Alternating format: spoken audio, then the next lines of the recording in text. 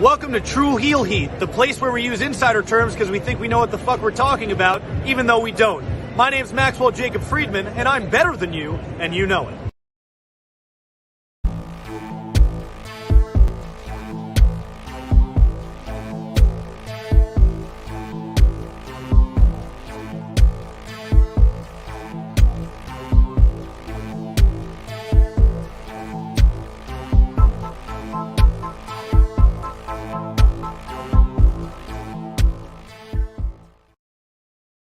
It's Saturday morning. You know what that means. It is time for the Tru Heel Heat flagship podcast. So much big news popping off during the week. Roman Reigns taking time off and might not be on the next premium live event.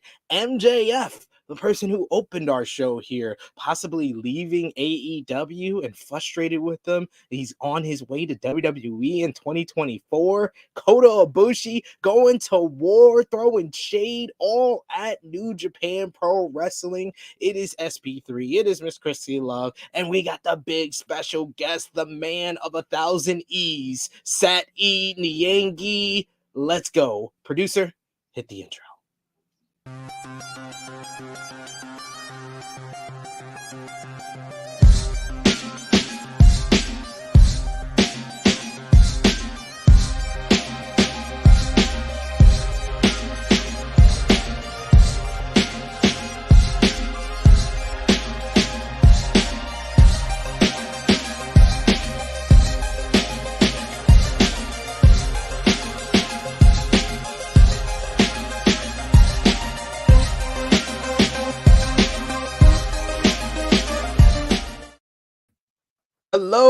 Hello. It is me, your Tru Heel Phenom SP3. Don't adjust your sets. Don't adjust your TV, your computers, your phone. This is not the Wrestle Talk Podcast YouTube channel on a Wednesday for the NXT review. No, indeed, this is Tru Heel Heat 175. Who's leaving as we discuss the latest wrestling news, including MJF still frustrated with All Elite Wrestling over his contract and leaning towards not re-signing with the company in 2024. Roman Reigns taking some time off, including missing the next WWE Premium Live event. Kota Ibushi going to war with New Japan Pro Wrestling and potentially leaving the promotion altogether. Recap of all the weekly shows, WWE, AEW, Impact Wrestling, and more. Preview and predictions for tonight's New Japan Pro Wrestling's Capital Collision pay-per-view, plus much more. I already introduced myself. The beautiful, the lovely Miss Krssi Luv is fashionably late as Russia takes over her Wi-Fi. So let me introduce the special guest that we got returning to the Tru Heel Heat flagship podcast, returning to the Tru Heel Heat YouTube channel. My brother across the pond. He is the epic, the energetic, the I can't come up with more. Effervescent. He is the man, co-host of Mocha 2.0 over on Wednesdays on the Wrestle Talk Podcast YouTube channel. The former host of Wrestling Daily. Maybe a man that you will be seeing on your YouTube screens for years and years to come. He is Sat E Niangi. What did I do to get this? Like, I understand if I was paying for the Patreon, that's what you give me a shout out. I did not deserve this sort of intro. So thank you so much, brother. Sat E, the E stands for energy, because I got so much energy for you guys. And the fact that Sid stopped talking means he reached his word count. It's not time for me to talk, guys. We got so much to talk about here. And then, as always, it's always a pleasure to be asked to be on the flagship show. When you get asked, that means you're pretty good. So, and I'm pretty good at what I do sometimes when I don't F it up or trying to be unprofessional. So today, because it's your show, SP3, I'm in your house. I'm going to give you the best of my ability. There you go. I was like, Mommy Niangi will be proud with that introduction that you just gave everybody. Yes, this man right here is always talented, always a bunch of fun over on the Wrestle Talk Podcast YouTube channel, and he is here with us today. Now, even our producer said, now that's an intro. There you go. Sat is in the house. So, of course, everyone, we appreciate you watching the live stream for our flagship podcast, Tru Heel Heat 175. MJF. We appreciate all of you. So show your appreciation back by dropping a thumbs up on this video. Share this video with all your wrestling fans, friends, and family on all your favorite social media platforms. If you are new to the Tru Heel Heat YouTube channel, smash that subscribe button, hit the bell to stay notified for all the great content here. And of course, we want to hear from you in the live chat. We try to highlight as many of your comments as possible, but the best way to have your comment flash on screen is a super chat donation. It helps out the channel. We are a self-funded YouTube channel, so you help out all the contributors for their hard work, for the watch-alongs, for the podcast, for the reviews, by sending those super chats, because it goes directly to everyone you usually see on screen. And we already got a super chat donation from the one, the only Vala B. He says, it's not Mocha Monday. It's not even Wrestle Talk's NXT review. What's Sad E doing in the Ring of Heat? It's been another eventful week in wrestling. Let's do it, Tru Heel Heat crew. Yes, showing some love to Sat for all the places he has been seen. Mocha Mondays, Wrestle Talks, NXT review. Man, you have been, like, I want to say, like, even though you're not a rookie, but you have been the rookie of the year of wrestling YouTube. Like, you just came up on Wrestling Daily, replacing Louis Dangor, and you have been an amazing babyface. I told you this on Wednesday when we did the I don't NXT believe you. review. No, we're not doing this. Number one, if it was a year ago, maybe, but I think Jay Show Nicole is now rookie of the year. She's going places. I'm Kevin Nash. No, she's the breakout star. Remember, there's difference to this. Like, you're the rookie of the year. She's the breakout star because she's been on YouTube a little bit longer. She's the breakout star. She's the future GOAT of wrestling YouTube. But you are the rookie of the year, sir.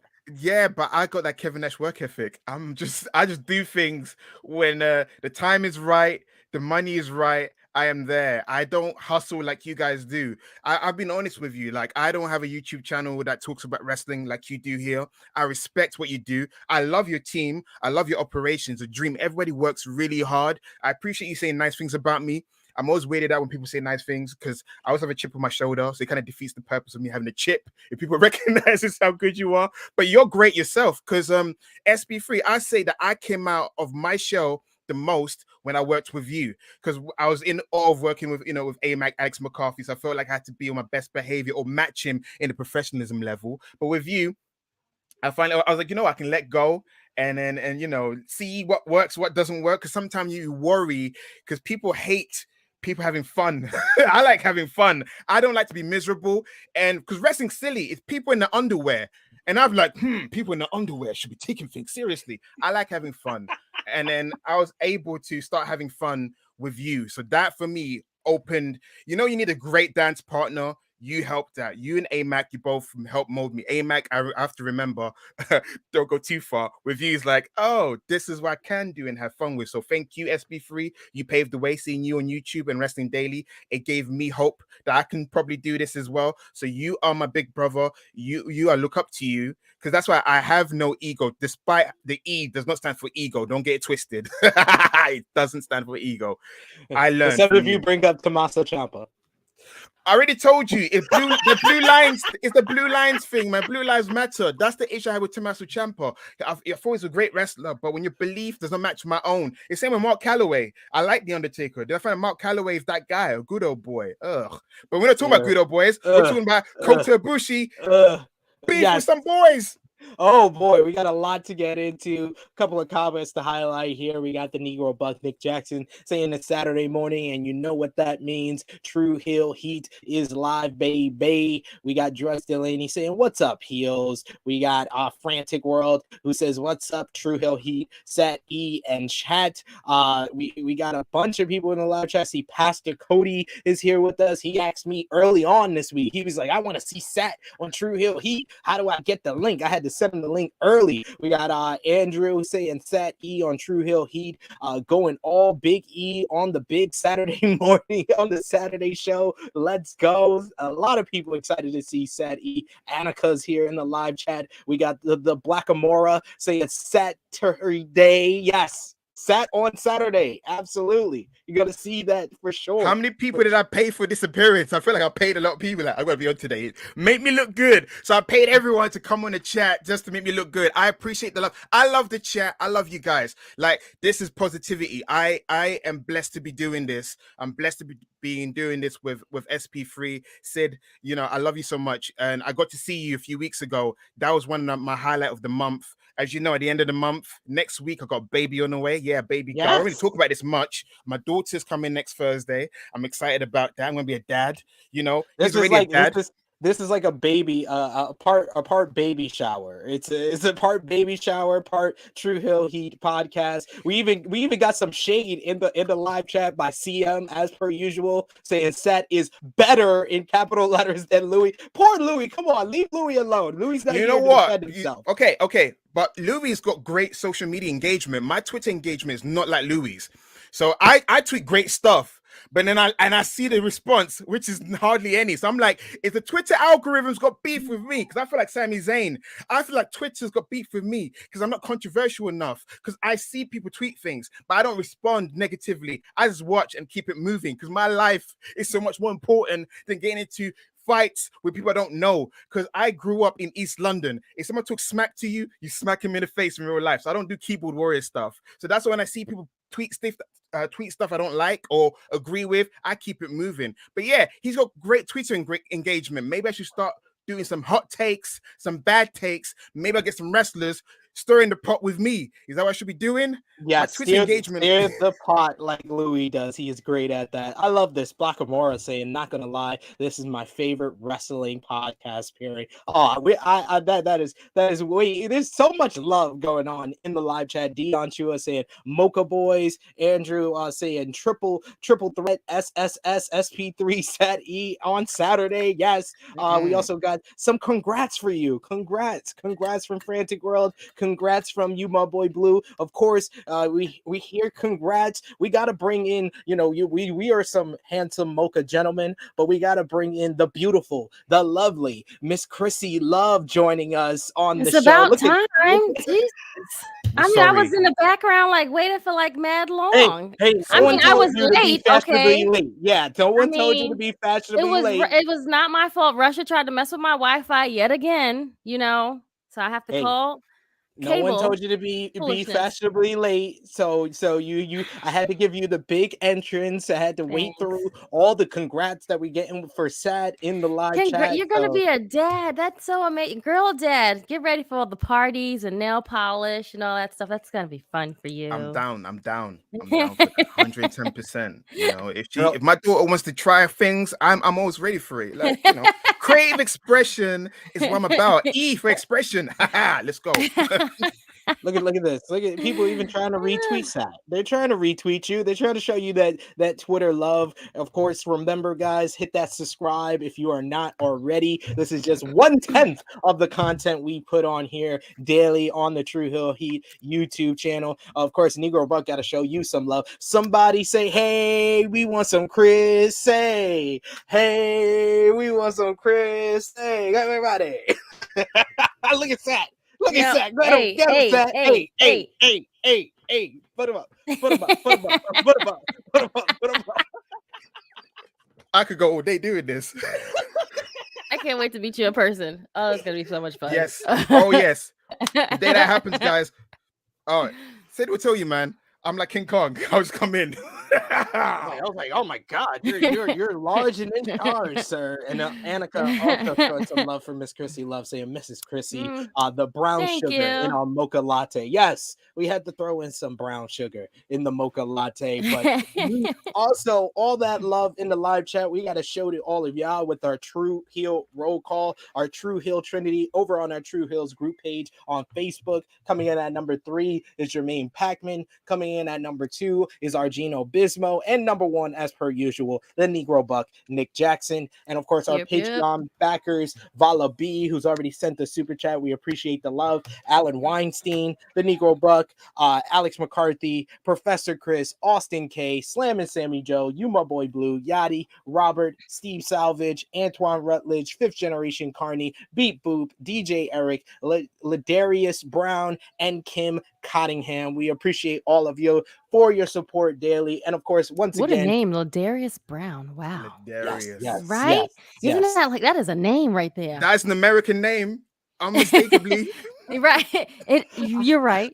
Absolutely. Unmistakably American. Absolutely. That's a great way to put it. But yes, show that love with your super chat donations in the live chat. If you haven't already, we got Vala B with another super chat donation. Thank you so much, good brother, saying, I'm worried about Ibushi's mental health, but we're also so out of the loop when it comes to Japan. I'm fine with us talking about Kinkushi. That's the best I'm gonna put. Kikuchi. I didn't want to say Kikuchi because it sounds like something else, but Kikuchi, I'll go with it. You gets no coochie. Kikuchi gets no coochie. That's why he's mad all the time. Hey, that's pretty cut and dry, but the rest is still speculative. That's what she said. We will definitely get into that. So continue throwing in those super chat donations. Got to show love to the Enforcer AA, Ash Vanash, who says, all right. The Enforcer AA is here. What's up, Tru Heel Heat Wrestling family? Congratulations to the man who took a shot in saying my name. Sat, you're going to be a great father. Thank you, sir. Thank you so much. Ash Vanash. Ash Vanash. Yes. You that Enforcer, double A double. Yeah, I know I did because, phonetically, I had to sound out in my head before I said it.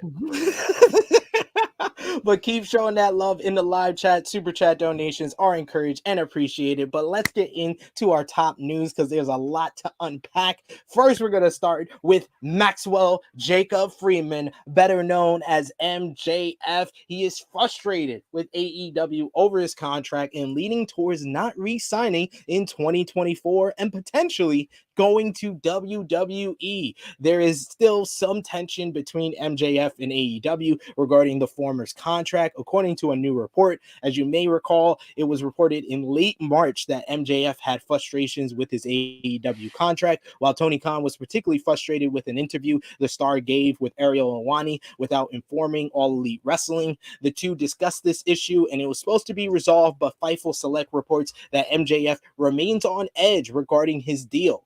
The report notes that there has not been word of outward frustration from Khan since the initial incident, but that MJF's comments about possibly jumping to WWE are apparently not just in character comments. As he's considered the subject, there has been some progress on his contract situation, with there having been open-ended mentions about a potential contract extension. However, many people don't think that MJF and Khan are as close as they used to be, and they used to be before that whole heated discussion, and MJF is said to be leaning towards an exit when his contract is up in 2024. It must be said that MJF's contract has at least 2 years remaining, and contract negotiations have been discussed, though it's not clear if that would be a renegotiation of his current deal or an extension as of yet. Seth, our special guest, let me ask you, what is your reaction to this news with MJF and being frustrated with his current contract with AEW? So what I'm trying to understand is when he initially signed his contract, it was for less. Everyone signed an initial deal, and since guys like CM Punk and Bryan Danielson's come in, they've got a higher contract from what I understand. Can they not renegotiate his contract, or they have to see it through to the end? I feel like that's the issue, right? It's money. Well, basically, he signed a contract in 2019 when he was a relative unknown. And he wasn't like Kenny Omega and Chris Jericho and the Young Bucks that signed 3-year deals. He signed a 5-year deal. And in the time since the contract being signed, he's become a bigger star. And he feels like, the guys like Bryan Danielson and CM Punk and Adam Cole that have come in and they're making, 6 figures. He feels like he should be on that level. But it's not in any type of sports, wrestling, it doesn't matter. If you sign a contract, it usually doesn't get renegotiated for the same amount of time. That's what really is always sounded like from the initial report in late March, that MJF didn't want an extension because he wants to play both sides when it comes to 2024. He wants to make more money on his current deal, but that doesn't happen in any sort of field like wrestling or sports where you can renegotiate to make more money on your current deal. The only way you can renegotiate is if you make a contract extension. So I think that's why this updated report is interesting, because AEW has broached the option for him to have a contract extension, but we don't know if MJF is open to that. We know MJF, in his mind, he just feels he should make more money on his current deal. Okay, and you're saying also that he's not as close as he used to be with Tony Khan. I feel like it's the Cody effect, if I may say so, because Cody Rhodes is close with MJF, was or is. He's part of the reason why they hired him in the first place. Ricky Starks is another one. So I can understand Cody Rhodes being like a test for, if you will, of AEW guys going to WWE. If Cody succeed, that will probably make MJF feel like I can leave, because MJF is an interesting character where you can see him flourish in AEW as he currently is, and you can also see him flourish in the WWE because growing up in the East Coast, he's a WWE fan. So I think is an interesting one. Do I want him to leave? No, I want him to finish the story he started, which is becoming the youngest AEW World Champion. It will feel anticlimactic because we built him up, we give him the Dynamite, the diamond ring, whatever you call it. You build him up by facing CM Punk, having great matches with Darby Allin, and then for him to leave in the end, it's kind of like watching the film and halfway through it cuts off and end credit. You're like, no, I want him to stay, win the title, then maybe leave. I mean, he's still young. He can go in his 30s, for goodness sake. Yeah, he's 26 years old right now. He still's got like at least 15 He's a baby. years. Oh my God. 15, 20 years of his career left. Krssi Luv, do you believe MJF will eventually re-sign with AEW? It all depends. I mean, I'm like Statty. Just finish out what you were doing. Become champ, and then maybe you can go over and do your thing if that's what you want to do. I don't think you should go over there because I don't know if they're gonna give you like the spark of fire like they do right now. Maybe, I don't know, but we'll see. I just hope he just gets happy. But like Sahi, I didn't even really put two and two together that he's friends. I mean, well, SPU said he's friends with all these guys, and I'm like, oh right, that's correct, you're right, he's probably want to be with his people, and I don't know, so it's very hard to say. Well, he's friends with Cody. Yeah, I don't know necessarily if he's friends with anybody in WWE outside of Cody, but Cody is was his mentor, like he said on Dynamite this week, the American roller coaster. So that's his boy, and he's looking at him like, I know he left because he wanted to make more money, and I should probably do the same thing. I know I'm worth it, and kudos to you for seeing that you are worth what you are. Like you think that you should be paid this? Absolutely. Now, will you receive it? I don't know. But it's almost like the equivalent of if years ago Mr. Kennedy started complaining that he's not getting paid as much as Randy Orton or John Cena, and he's like, slow down, you're feuding with the Undertaker and so forth, but you're not there yet. So it's quite hard, because that's why I asked you the question about how contracts work out with sports or wrestling. Is like, he knows what he signed. Right. He knows if he rides it out, he might get a better offer, unless he's been hearing what Tony's offering him, and that's maybe what's making him mad. Maybe he's like, oh yeah, we're gonna give you 10% more, and he's like, whoa, WTF? No. If that's what's pissing him off, I understand. But if that's not it, then I don't understand the grievance. I understand he's doing great work, but like you said, you signed a contract, you're unproven, you've proven yourself, you might get rewarded in the end, just let it ride out. But at the same time, he studied like the Brian Pillmans of the world, where you want to stir the pot, because he's very meta, his character. If we don't know who the real, Maxwell Thomas Friedman T, because he's running Maxwell T Friedman. We don't know what he's like in real life. We know who MJF is, but Maxwell T Friedman, I don't know who that guy is. So I don't know what he's really feeling, but the character himself, he can do well. I don't want to say the Miz, because unfortunately that's like the proven point of, if he goes over to WWE, he can be like the Miz, where he can do the press conferences. He can do, heck, a WWE production of a musical with MJF's pipes singing. The guy likes to sing. He can become a big star in WWE. I believe that, but I also feel like we'll be cheated out of the journey we've seen with him. We've seen him grow. He has somewhat of creative control, because him doing that Broadway singing with Chris Jericho, that came from both guys collaborating. So he's not gonna have that as much.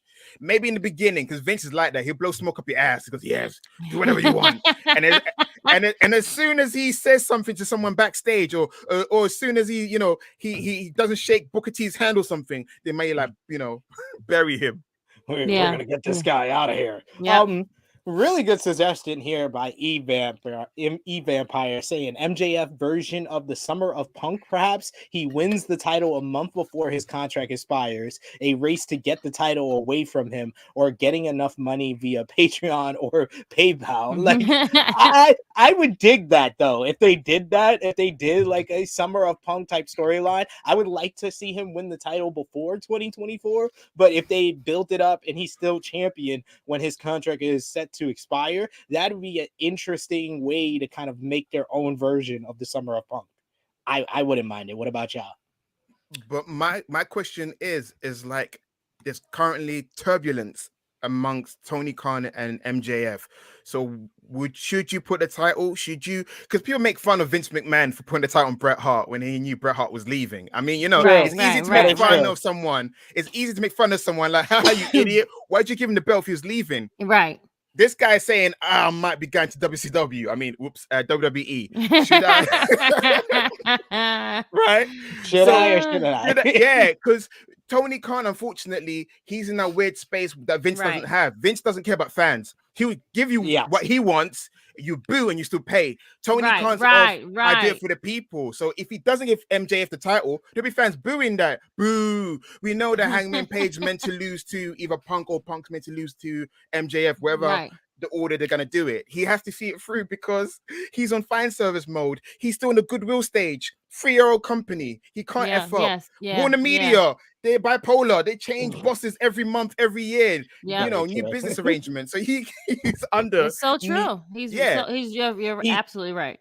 He's even admitted in an interview that he takes ideas from social media, from fans. So he is very trying to give the fans their type of professional wrestling, and this wouldn't be a good look. But we do have the question here from Romeo. At what point does TK get petty with MJF and take out frustrations on his booking? He's still got 2 more years of this. This is a good point. That's what we said. It's like, very good. Put the title or don't put the title on him. Or but then he knows that by putting the title on MJF increases his worth, right? He's a former world champion. You should. His head is gonna get bigger. Yeah, he's gonna say, you got to pay me more money. Like, where's my bus? Right. Where's my bus? He was like, he's gonna look at all the pay for Jericho, Moxley, Hangman, Danielson, Omega, and he's gonna look at all the former AEW world champions if he wins the AEW world title, and he's gonna be like, I should be paid on the same level or more than these guys. And Jericho's a shit stirrer, so he might be telling him that's what you should do. I wouldn't do this. Yeah, Jericho's a noted shit stirrer. He's a noted one. Yeah, he'd be like, I wouldn't do that if I was you. This is how much you should get. This is what I get. Go to Vince. Jericho deep down, he loves Vince McMahon. He's just like, this Tony Khan guy, he loved me because I did sign in Japan, wrestle and romance in ECW. But he's like, Vince, go to Vince. You get X amount of money, Vince. Mm-hmm. Yeah. And I think this is a good point too from Nick Jackson saying, I think how Cody continues to get booked will be a big factor into whether Max stays or goes. But if I'm Tony, I'm throwing the biggest bag possible at Max in 2024. They need him. They definitely do. This guy's been a part of the best feuds and storyline over the last 6 months or so. Since before Full Gear, his feud with Darby Allin, the long feud with CM Punk, his feud as of late with Wardlow, they've been the best thing about AEW. So they do need to keep him happy, and I think that's why he won't take out his frustrations on his booking, because he does want Max to listen to their offer. If he starts taking out the frustrations on his booking, it's pretty much what some people expected from WWE to Cody. Like, they want him to treat him well. It's like feeding him. It's like like Tom and Jerry Mouse. He's chasing after it, but they was like, nah, just chill, just wait. It's gonna come. Just like you just got, just chill, B, just chill. You're gonna be all right. Like, guys, I'm gonna ask you guys the question, because you guys are family people. So let's just say, you like AEW, you get a creative freedom and so forth. If WWE threw the Saudi money, you're gonna go with the bag, right? Yeah. Right? I got kids. I got kids. I got man. kids. Yeah. Yeah, It's a absolutely. lifestyle. Like you can't get mad at what's his name? Kevin Owens, AJ Styles. It's a lifestyle. We got Sami families. Zayn, yeah. Sami Zayn Sami building an Zayn. orphanage, yeah. No, No, he is. It's serial. That's no joke, guys. He's doing it. And in Mexico with El Generico. We got the other side of the spectrum, and this is what me and Krssi saw a lot before Cody went to WWE. Guys, this is such a work. Remember, his idol is CM Yes. Punk. It will be him in the role of CM Punk, and CM Punk will be in the role of John Cena, the summer of MJF. I mean, I'm here for it. I'm here for it too. I'm here for it. I want to see it. I really want to see it because I didn't get to see the whole summer of Punk, so this is very, very exciting. Oh, See? it wasn't that great. It started off great, and then something about Kevin Nash. It took a deep dive after Money in the Bank. It was like a good 4-week period. It was a good 4-week. Yeah, 4-week period. Then they rushed him back. He was only away for 8 days. Okay. Then they came back for the title versus title match. They only gave it like a 2-week build. And then Triple H got involved and Kevin Nash got involved, and it went all to shit. Triple H had itchy thighs. That's like issue stuff back in the days. If you're over, his thighs gets a bit itchy. You have to put you between his legs and drive you down. You know what? I'm done. He needs to feel your hair between his legs. No, it is. Triple H did that a lot. He did. Who's the last guy? He did it on the house show. If you're over, Triple H gets itchy. Jinder. Thighs. Jinder Yeah, Mahal. yeah. Thank you. He has itchy thighs. He's like, Jinder, you had a tap for how many months? 6. Come here. Get down here. The pedigree shit. He feels good. He gets that euphoric look in his face.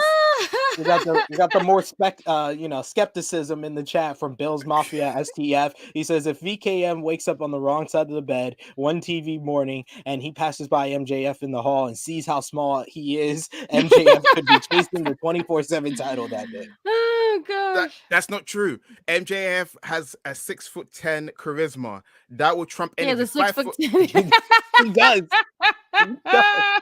He does. That guy is only does. 5'11". Oh, They can build him gosh. as 6 foot. I mean, Jericho's really like what 5'10", and he's been built 6 foot his entire WWE career. So Yeah. they can just give him more lifts. You know, MJF's a smart guy. He's like, Jericho, where'd you get your lifts from? I need some for myself. Extra socks. Just give him Yeah. extra socks, ladies and gentlemen.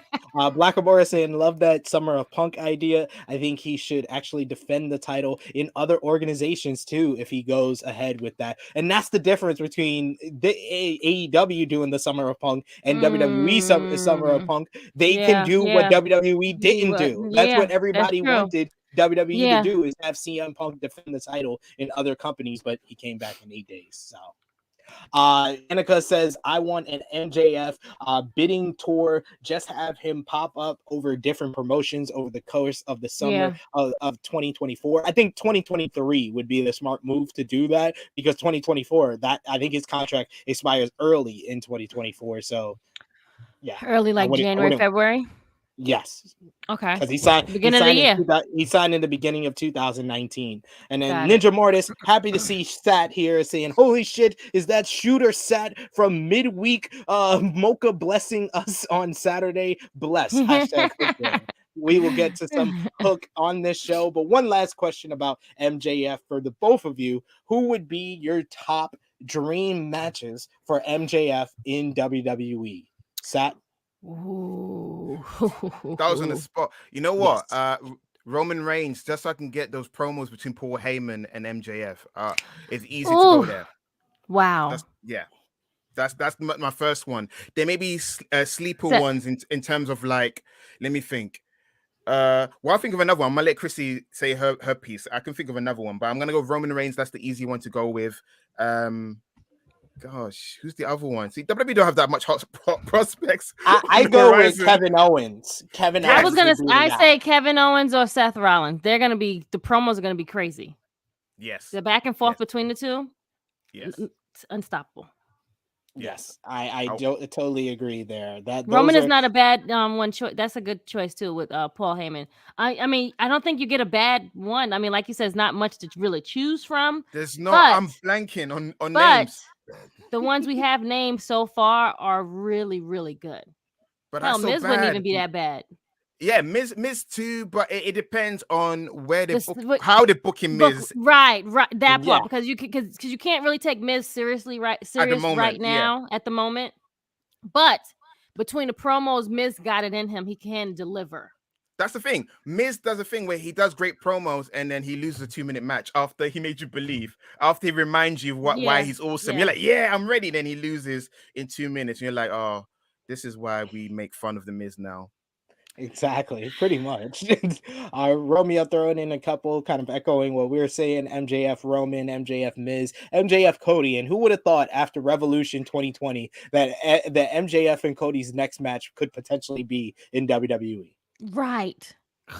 Crazy world we're living in, but I am sure we're going to talk more about MJF potentially going to WWE or leaving AEW. This will be an ongoing topic for the next a year and a half, it seems. But one more. Sorry, Pat McAfee and MJF.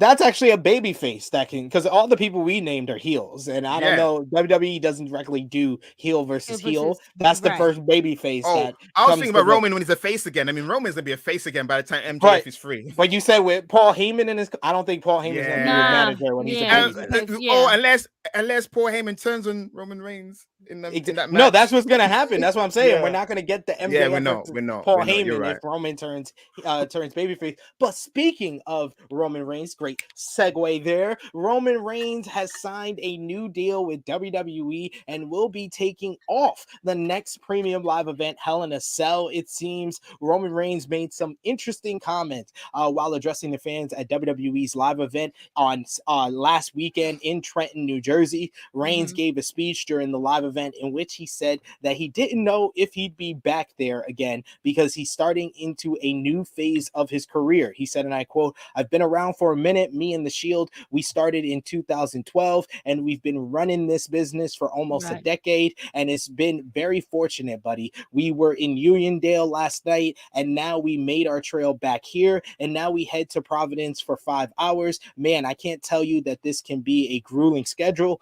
Everybody back there, they bust their butts to do what we do, but we wouldn't be able to do it without you, the audience. You give us the energy to allow us to kick out every single night, to put our bodies through this struggle and do this thing. I think it goes without saying the WWE Universe is the best fan base in the world of entertainment. I've been here many times for the last 10 years now, and I'm starting to work in a new phase of my career. And I honestly don't know if I'll ever be back here ever again. But hey, if that's the case, I want to say thank you for all these years, for all the support, and for y'all showing up to see us do what we do. We appreciate y'all, and we want y'all to get home safely. Thank you and have a good night." Fightful Select followed that up and had an update on Reigns' comments. Numerous backstage sources in WWE indicated that Reigns is still heavily figured into current creative plans for WWE programming for the foreseeable future. Additionally, the sources indicated that Reigns is not expected to leave TV anytime soon. With regards to the prospect of Reigns going to Hollywood and needing time off for major movie roles, it's an idea that WWE officials have anticipated for a while, especially after he made a featured role in Hobbs and Shaw opposite The Rock. That said, producers, WWE staff, and higher-ups claim they were not informed of a scheduled extended absence for Reigns. Although, according to one source, Roman will likely be accommodated and incentivized to keep WWE as his top priority, since the TV product has become focused on the undisputed Universal Champion. Also, WWE reportedly doesn't have an end in sight factored in for Reigns. This is different from a star such as John Cena, who is not expected to ever have a full-time run in WWE again. Another WWE source stated that they believed Reigns' comments were alluding to how his schedule will eventually include less house shows and live non-televised events. For example, while Reigns has had only 3 matches on TV this year, he's had 25 house show matches and 9 additional dark matches on TV tapings. This would put him on track to wrestle at least 100 matches in 2022. So this suggests Reigns could mean that his live event schedule might soon be reduced. Fightful's report notes that these are Reigns' co-workers speculating on the meaning behind his comments, and Reigns has not yet clarified or expanded on the comments he made in Trenton. And Reigns reportedly re-upped with WWE in a multi-year deal back in August of 2019, and the exact duration of the contract he signed timeline at that time was unknown, but during Sunday's Wrestling Observer Radio, Dave Meltzer reported that Reigns recently got a new deal with WWE that would include far less dates, and it's unknown how many house shows he will be doing, but it will be significantly fewer than in the past. And a PW Insider reported that Reigns is not currently advertised on WWE.com for any TV tapings or live events following the June 24th episode of SmackDown, all the way through the last currently listed TV taping, which is September 30th. In Tuesday's edition of Wrestling Observer Radio, it was noted that Reigns is not currently scheduled to appear at the Hell in a Cell pay-per-view next month. That event happens on June 5th at the Allstate Arena in Chicago. He will be doing pay-per-views during the summer for all the stadium shows, Money in the Bank, SummerSlam, and Clash at the Castle. Of course, WWE. My time is too valuable. I don't have time for this. He's probably doing the Marine 55, one of them. And then he's too big. He's too big for the Marine. Okay. Yeah, no. That's a WWE movie. WWE will start. He works for the company. They probably said, "Yo, we're gonna give you this good $3 million right here. Do this movie real quick, and then come back." You know what I'm saying? Mm-hmm. WWE will start. We just said we're gonna do. He has family. Hello. He got medical. He got to make sure his medical is still cleared. Hello. WWE will start to advertise Reigns for the TV tapings that he will appear on. It was noted that Reigns will be on WWE TV more than Brock Lesnar was, but not really a lot more. Fightful confirmed so that Brock Reigns Lesnar schedule now, huh? I thought it was the Shawn Michaels schedule. Like he had a schedule, it's only just TVs and no house shows. That's true. Fightful confirmed that Roman Reigns is no longer advertised for WWE Hell in a Cell, as he's been pulled from the poster, and now Cody is in his place. Beyond that, Reigns is only Cody got advertised. A poster, huh? Cody currently advertised for Money in the Bank on June 2nd, SummerSlam on July 30th. Until September, when he is advertised for Clash at the Castle on September 3rd, 2 live events in October, and then Survivor Series on November 26th. According to the Wrestling Observer newsletter, Reigns' first defense of the undisputed WWE Universal Championship is not until Money in the Bank on July 2nd. So he won the title in April, and he's not going to defend it till July. That show happens at Alliance Stadium in Las Vegas, and at this time, Drew McIntyre is not set to be the first challenger. The current plan is for Reigns versus McIntyre on September 3rd in Cardiff, Wales at Clash at the Castle. And before he was pulled from house shows, Reigns had been scheduled for matches with Drew McIntyre or Bobby Lashley. The plan have changed that the shows are now headlined by Seth Rollins versus Cody Rhodes. And if it is a pure SmackDown event, McIntyre will likely headline, but it's not sure who he's going to be against. And it was noted that Reigns is not planning to leave WWE anytime soon, but has previously talked about acting, and Nick Khan has recently said the company was looking to help Reigns with those goals. Seth, what is your reaction to Roman taking off Hell in a Cell, and does it lessen the shows of that show overall and the other shows Reigns will not be on? First of all, SP3, great job of explaining everything. That's a hard job. Yep. Someone had to do it. Mm-hmm. To answer your question, I think it's a great thing for two reasons. Number one, wasn't people saying that they've been having Roman fatigue for a while, right? This is true. Right? So this gives the company a chance to push other people, because the reason why people have been saying, hey, SmackDown hasn't been bad lately is because they now have been spotlighting other people. Charlotte Flair's taking a break. She's another person they've been complaining has been monopolizing their TV screen. So I feel like Roman Reigns taking time off, it gives people like Cody, who they've invested in, to seem like a bigger deal. It gives opportunity for Seth Rollins, who's been great, a bigger deal. Kevin Owens, Sami Zayn has been rubbing shoulders with the Bloodline. I think, if you think about it, I think he's associating with a group as an agenda shipping, because with Roman going, they need someone to take the pinfalls or to keep the Bloodline, because relevant. Usos, no offense, I don't think the Usos and Paul Heyman have that much chemistry without Roman Reigns. It's kind of awkward. It's kind of like we're friends with this one person's not here, so we can't really chat, we can't really talk much.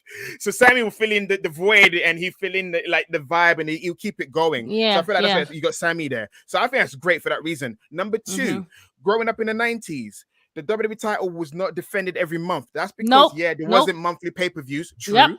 That's the rebuttal. I get it. Facts. But it kept the title special because you defend it when it means something. What boxer defends his belt every single month? That's stupid. Yep. That's You know? that. Speak on it, friend. Speak it. That's stupid. Protect his health. If you want Roman Reigns to be around to the age of 45, or whoever Randy Orton is, protect his health. Make sure he's happy. Make sure he can do his little films.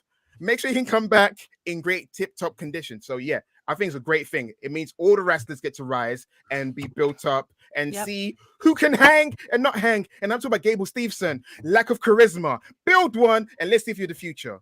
That guy's so like, it's like a wooden vase. The vases are not wooden, but he looks like a wooden vase. He's just love Chris, have you seen Gable Steveson? He just does this. Yeah. I saw. I don't know. I don't understand why WWE puts so much, money behind certain people like that, and it's just like I don't. Brock see, it's Lesnar. like, With Gable's Brock Lesnar, even though his brother's there, his brother seems to have more charisma just by looking like he's a happy human being. But Gable just what do you mean his brother? What happened? His brother disappeared. It's now Damian Kemp. Oh, I'm sorry. The guy that looks like his brother, Damon Kemp. That could be the guy. But yeah, Gable Steveson with his looming black cloud of stuff. If you Google, you got some interesting material to read on Gable Steveson. Man, and they say the Velveteen Dream was the hardest one to get rid of. Right, that part. Yikes. Krssi, he's not lying though.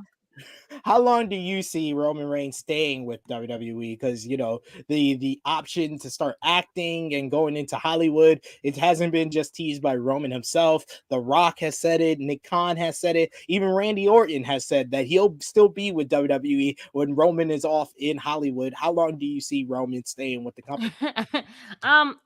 I see him staying. He'll never leave, of course. He'll always be a company guy, but he will give him a couple of about maybe like 5 good more years, I think. And it's he's gonna have that John Cena Brock less than Brock Lesnar schedule. I pop in here and there, I'm gonna get more. I'm gonna chase this bag, you know what I'm saying? Because I got other things that I want to do. He was a former football player that didn't even get to play. Like, you know what I'm saying? Like, so like, just like, look at that. Like, he got other things that he probably desires to like try to do. So yeah, let him go chase it. He could be great in Hollywood. He has the look, and he's related to The Rock. So they give him a couple of, there's a no-brainer right there. Like, he's gonna get some pay. Like, people are gonna call him. Like, it is what it is. So give him The Rock's good 5 on speed dial. He got this. He got it on speed dial. Listen, a good 5-6 years. Between all of us, though, they may call him the bloodline. The Rock was only related by adoption, by the way, guys, just to let you know, because his granddad, High Chief, adopted his mom. So there you go, guys. The Rock is no one really talks about that. Like, if you do, there's a whole research in there, like, about the bloodline. The bloodline is bloodline quotation marks. Roman's related to the Usos, their bloodlines. The Rock's bloodline's kind of like marketing tool, guys. I hate to break it to you guys. I found out. I tried to pretend I didn't see it either. You're trying to break kayfabe. You're supposed to be the patron saint of kayfabe, and now you're breaking it here on Tru Heel. This is me when I'm being serious on things. I'm sorry. This is serious. I'm not messing around. I mean, to tell the truth, Roman Reigns and The Rock cousins in quotation mark. Make him do a blood test, and you'll be disappointed. You know what, friends? What about like Tamina and Nia Jax? Apparently, Jimmy Snuka married one of the Ananawis, so he's related by cousin, marriage, or whatever. So that is legit. But Rock talks about my family, by adoption, because his granddad adopted his mom, his mother. His mother. Yeah. So there you go. About that. Put down Young Rock. You know what? Cowards. You bunch of cowards. Oh my God, Sad ruined wrestling for a whole bunch of people right now. I ruined Doctor Strange. Why not ruin wrestling? Oh, I didn't see it yet, but I don't know what happened. He did do that, ladies and gentlemen. Don't watch the pre and pro show of Wrestle Talk Podcast NXT review if you don't want to be ruined. Bala B says, breaking news. Virgil found out he has stage 2 colon cancer. Sad to hear. We hope Virgil is doing well and can have a recovery from this. It's a tough struggle, and fuck cancer. That's the best thing that I can say. about Yeah. that for sure. We also got a super chat donation here from Easy Attack, aka Professor Chris. Thank you so much for this one. This is a Professor big Chris, one. what's up? We always appreciate how Chris you supports feeling? the channel. Show some love on what he says, the Black Wrestling Podcast Day of Saturday. He's always showing love. He says WWE kind of set the table, pun intended, for this brother Roman to do whatever he wants. No one has been booked as strong as him. He can literally have any schedule he wants. He is gracing them with his presence at this point. I can't disagree with you can't anything. no. He's stating true facts, friends. And also, if you think about it, they've put all the bags and chips on one basket. So it'd be good for Roman to take a break for a little bit. So that way, wrestling fans can miss him because he's been overexposed. It's a good thing he's not doing 2 shows anymore, because that's the worrying thing about putting 2 belts on him, is about seeing him on Monday and Fridays. But he's like, nah, I'll stay on Fridays. Raw's full of scrubs. That's like, you know what, friend? Damn, Raw got much more talent than SmackDown right now. No, it's true, but that's why Roman is away from Raw. There's just too many talent. He's on SmackDown. He doesn't have to do much. Like, That's how the dearth. You know, say that the how much of a shallow pool that is. There ain't that much main event is that the tag team belt is elevated as main event. That's how bad it is. So Roman likes that because he doesn't have to do much. He just has to show up and he elevates the whole show. He just have to wait for someone to F up on social media and get fired or something or get cancelled. And he just sit down and like, I'm not fighting anymore. I'm here, ladies and gentlemen. A bunch of people mad at Sat, saying Sat is a monster heel for just breaking kayfabe. Annika says, why would you tell us that, Sat? We got Ninja Mortis who says, Sat, better be careful. Tamazi is Haku's adopted son. I think he's saying Tama. Tamatonga. I know that. Tamatanga, Haku will still kill for him. Don't play with them island boys. But he's also his uncle as well, by blood. So they're still family. Listen, there's a difference. Someone down there said about how you don't have to be blood to be family. I know that, but the word's called bloodline, not tree, not family tree. If there's family tree, then you got case. Bloodline means blood. It means when I bleed, you bleed, we bleed the same. When they bleed, it may look the same, but looking at a microscope, I see some significant difference. To be fair, Roman's not a part of the bloodline. Just saying. I threw a wrench into your plan there. The Negro Bug says, "Fuck, man, what you guys are messing up my whole head." Yeah. And Roman's half Italian from his mom's side. Let's go all about it. He's not even full Samoan. Let's go all about it. He's tribal chief. He should be half chief. And half consigliere. He should be Matthew. He should be a made man. Ninja Mortis says Sat never watched Fast 7. He don't know family. That's harsh. I want to have a child. I don't know family. That's so harsh. Ninja, what's wrong with you, Ninja? Oh man, another family that seems to be broken. We're about to get into, but one final question about Roman. Do you believe, either one of you can answer this, do you believe WWE is ready for life after Roman Reigns at this point? Krssi Luv? Ooh, I don't think so. Not right now. No. Like, I mean, nothing is I mean, they got people there that can probably help push the company, but it would be a big shoes to fill for them to, like, get people in seats and things. Like, it'll be a lot for them, to be honest. It would really be a lot. I'm gonna be honest. I think because the roster is so great, they can do great without him. The only thing they'll suffer is crowd reaction. That's where Roman tops any wrestler, is crowd reaction. Besides that, Roman's great in the ring, but it's been a while since you had a wow Roman Reigns match that it's kind of like there ain't that much of a difference, if that makes sense. For me, I feel like he's reached his peak in terms of, this is his best character. This is what everyone will remember fondly for Roman. This is like the character to be like, when you think of, is Roman Reigns amazing? Watch his stuff during, the Thunderdome era. His feud with Jey Uso is still his best feud ever, because that's what established the character as a sociopath. Besides that, he's done it, because before people were saying he can't cut a promo. Now he can cut a promo because he's comfortable. He's not casting a character that, for him, feels more real. He's not suffering succotash and winking to the camera and trying to be Stone Cold, and Vince smiling, has to come up Vince has to come up with the crepey punch me in the face, so you get that cheap pop, that desperation pop, and that wasn't even like a little pop after all that. And Triple H as well, pure bumped for him doing Survivor Series. So people tried for him, but now organically we like him. So for me, I feel like if that's the end for Roman Reigns, yeah, it'll be sad.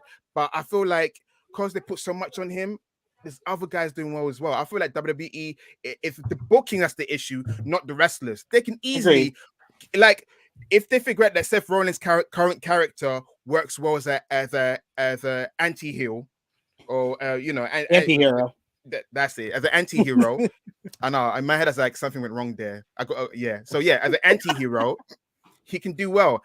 Again, the crowd reactions will be crap because he gets the best one. But besides that, you got your Drew McIntyres, you got Cody on the come up, you got Braun Breaker once you polish him up, you got Solo Sikoa, you got Carmelo Hayes. You can get great action, a great main event scene. Please, not Theory, anybody but Theory. But yeah, I do want to say that I think it was smart to keep him off of Hell in a Cell because people don't realize Hell in a Cell is the draw for Hell in a Cell. It doesn't matter who you put inside the cell, that it's going to sell for itself because people want to see the Hell in a Cell match. Even the red cell, which I hate, people seem to still want to buy a ticket for that. So they don't necessarily need Roman Reigns. And this company in general, the draw has been WWE. Those three letters is a bigger star than anyone, even Roman Reigns. So that's the big thing with WWE, that I think it's smart to leave him off of the Hell in a Cell pay-per-view and only dedicate him for, or premium live event,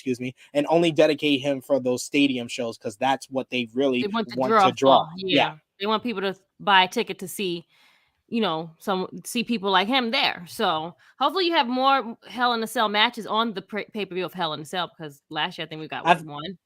Yeah, because they put two. No, I think we still got two, I believe. No. Yeah, the women's one and crap, what's the other one? Yeah, I forget. I'm totally drawing a blank on what was the main event. I think the red cell can do it to you. Yeah. But Seth wasn't in the light. Seth and Edge? Seth and Edge? No, that was at Crown Jewel. That was at Crown Jewel. They did their match at Crown Jewel. I know they did Bianca. Wait, when is Crown Jewel this year? Whenever they want it to be, right? That's like in October. That's at the end of the year. And then we have one. No, we had a super show. They do like two shows. I don't know. Okay. Yeah, they do 2 shows a year. Two shows a year. So we did one already. Yeah. Okay, so the next one is further down. Okay, yeah. Drew and Bobby. Someone's saying Drew and Bobby. Drew and Bobby, was that? They had, yeah, you're right. Yeah, they did. Someone in the chat.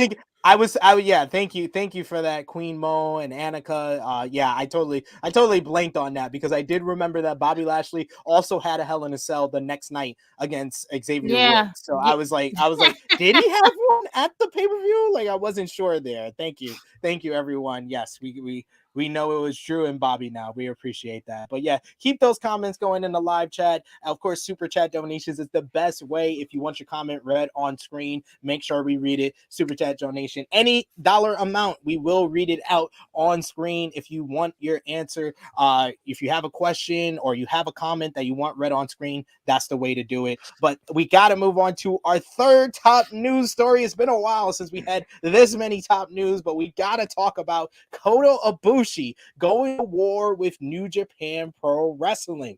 Kota Ibushi has caused a stir after he shared some messages on social media alluding to tension with New Japan Pro Wrestling management. Ibushi, who has been out of action since he suffered a dislocated shoulder in October at the G1 Climax Finals, posted to Twitter on Tuesday with messages translated by Twitter user Golden_Kuma, shout out to him, in which he referenced exposing cheaters gun and sexually harassing bosses from the company president's lies to his unreasonable power harassment this time. Get prepared for this. Tokyo Sports and TV Asani too. I don't care. He's saying war to everybody. The messages included screenshots from Ibushi of chats of the popular Asian mobile app Line between the New Japan star and Kikuchi, who Voices of Wrestling reports per Wrestling Observer is a member of New Japan Pro Wrestling's talent relations department.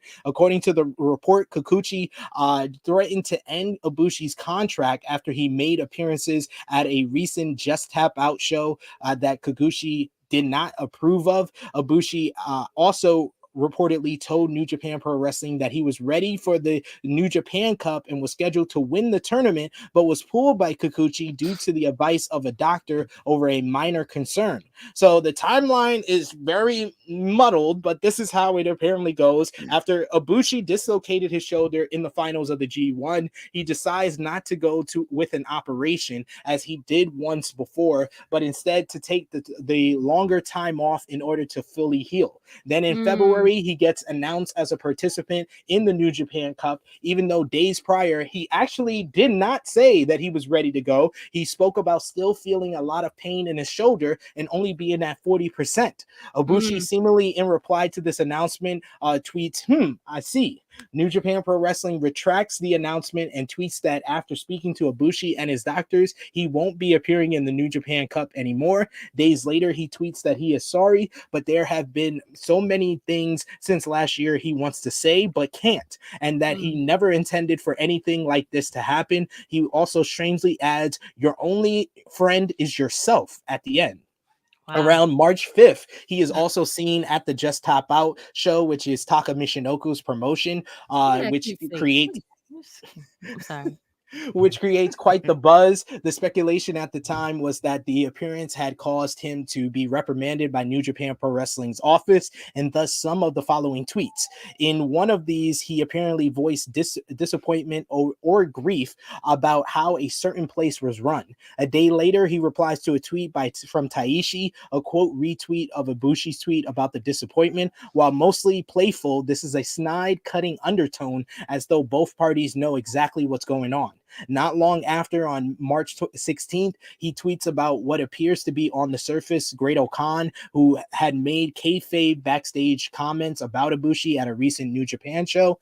However, the tweets looks to be more than that, mentioning freedom over boring control and ending those you don't need. He also mentions he is at 65%, a long way from an in-ring return. And remember, New Japan Cup started March 27th. In the beginning of April, he visits an event by kickboxing promotion Rise and talks about finding new vigor and excitement by watching the main event and how wrestling needs that. Taka Michinoku replies to that, apparently convinced Ibushi was implying he was going to go back to kickboxing, and Ibushi makes fun of him by mentioning his cheating scandal. Apparently, Taka Michinoku cheated on his wife. However, in hindsight, this could have also referenced the dimes on people too. Dang. Messy. Could have referenced right now, man. Could have referenced the ex-cheaters in the New Japan Pro Wrestling office.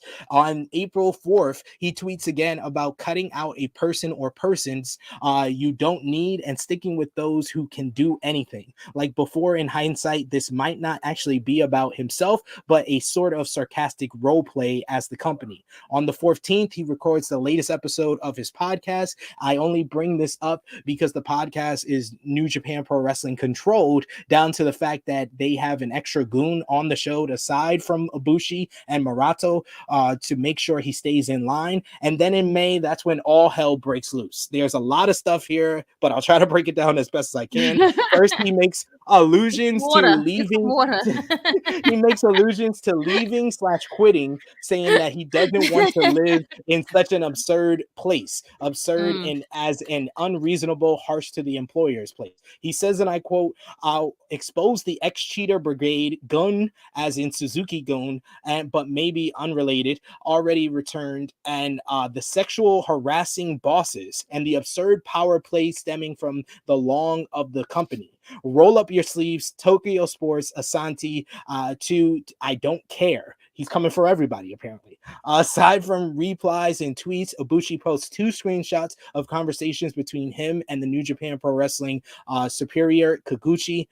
First, K asks if he should just cancel his contract already. Ibushi says he doesn't mind if that's what NJPW wants to do, but he says he takes responsibility, and K is apprehensive to fire him and asks him what's going on. Ibushi says he has no particular reason reason, but he doesn't fit into the company's plans. He asks to be the one to decide the timing of quitting. And to a concerned fan, Ibushi replies by basically saying that he knows what's going on behind the scenes after having been in the wrestling business for 18 years, says this isn't going to be to his loss, but rather an advantage. Another fan asks if he can't talk to New Japan again, and Ibushi says that they were just harsh to him and exploiting him, and that he isn't a robot. Kay stinks of guilt because he tried to force him to come back before the Dome, PayPay Dome or Tokyo Dome. It's unclear. And then second, Kay voices anger at Ibushi appearing at presumably JTO without asking at least once. Ibushi says it wouldn't have made a difference and that he had been threatened with being fired anyway by Kay. Kay says that this looks like Ibushi can't say he wants to quit, so he causes some kind of problem and then blames others and thus wants to get let go. And there have been more reasons and problems behind that, but Ibushi denies it. Kay continues that if Ibushi thinks he has done nothing wrong, he gets a text saying, should we cancel your contract already? He should really think about what he has done. Ibushi says he didn't think about that and apologizes, and that he is going to talk to a higher up / boss. And native speakers were also upset with the way Kikuchi talked to Ibushi, using rude in context language and basically threatening him with being fired for the mere act of being at another promotion show, despite Ibushi having evidently been very loyal to NJPW for years. And according to the Wrestling Observer newsletter, Ibushi may be done with the company now, as he wants his release and doesn't feel he can go back after his recent complaints. And the tweets with Kikuchi show Ibushi wanting to quit as he feels the company has taken advantage of him. Gato has been trying to resolve things between the two sides, but Ibushi doesn't seem to feel that is possible. And one person with years of years in the industry noted that if Ibushi was simply criticizing management and NJPW, they could fix things, but he broke trust and kayfabe and revealed things that are considered firing offenses. At the time of this podcast, he is currently still a part of the NJPW roster, but man, oh man, it's a lot. Yep. Oh my God. I don't even know where we should start at first. Romeo's coming in, so what's Good morning, everyone. What's up, Sat E? What up, Romeo? One of the hardest working people I know. Always a pleasure, sir. I got 2 tweets from Ibushi from a couple of hours ago. Okay, we got more from Ibushi here. Go ahead. The first tweet, both short. I will fight to the end. I won't give in to those guys. Hashtag someday you will know. Hashtag my mind will not be changed. And another tweet. I want my mother back. That's all I want. Nothing else. Hashtag I can talk a little now. Hashtag purely anxious. Okay. Boy, oh boy, that's right. that's very cryptic. To say right. the least. Yeah, I don't know. Seth, what's your overall thoughts on this situation? What's your reaction to this drama, to say the least, between Kota Ibushi and New Japan Wrestling? Interesting. We talk about cheating. So Right. Kota Ibushi, I hold some resentment towards him because he cheated me out of the IC title and the New Japan Heavyweight Championship. Even though Ghetto books it, yes, I know. But in kayfabe land, he's the guy who suggested the terrible idea of United 2 belts. So when I see him, I'm just reminded of that. I can't help myself. I don't know why. As a human being, maybe I should go therapy about that. But when I see him, I'm like, dude, you're the reason why we don't have the Intercontinental title anymore. Forget the world title. Anyway, sorry, the never open title is now. Anyway, sorry. Yeah, that's why I don't really feel sorry for him that much. So I'm gonna do this. AEW bound. I mean, he wants to be out of his contract unless he. Well, not to interrupt you, but he has said in the past he doesn't want to live in the United States. So that's the only obstacle yet to be overcome there, and the fact that AEW is working with New Japan Pro Wrestling. Yes, so that's like best of both worlds. I mean, that means he's chill in Japan and just being AEW wrestler in Japan. Anyway, you're right. That's not gonna work. Us Pac traveling back and forth can have his issues. Yeah, he's talking about his anti-cheaters, but wasn't he not in Taka Michinoku's promotion? That's confusing. If you're anti-cheaters, you wouldn't appear on the guy's promotion and then air out his business. That's a bit unprofessional there, or it's a bit weird. I know, like, Don't be a hypocrite. Don't say like you're a purveyor of truth, happy, goodness, honesty. When you were happy to go to a guy's promotion, now you want to air his dirty laundry. That's stinky. Also, who's getting sexually harassed? Who's like getting sexually harassed? Yeah, who's getting sexually harassed? There's no women in New Japan. So who's... That's Ibushi. Ibushi's the closest thing. Hey, you know what? He's a pretty man, so he's you know what? I get it. A pretty man. He really is. Ibushi's getting those. I'm in prison for too long. I'm getting itchy somewhere. Let's do something about it, son. But yeah. Itchy of all things, itchy. Wow. Yeah, it happens. It depends what underwear you're wearing and what it can do to you. But yes, Kota Ibushi should just leave. He should leave New Japan. I mean, his recent couple of years has been kind of rocky. He's always known as the guy that killed the Intercontinental title for me. I can't look at him the same way. I'm sorry. When I look at him, I'm resentful. I need to do better on that because he's a human being. It's not his fault. That's how he's booked.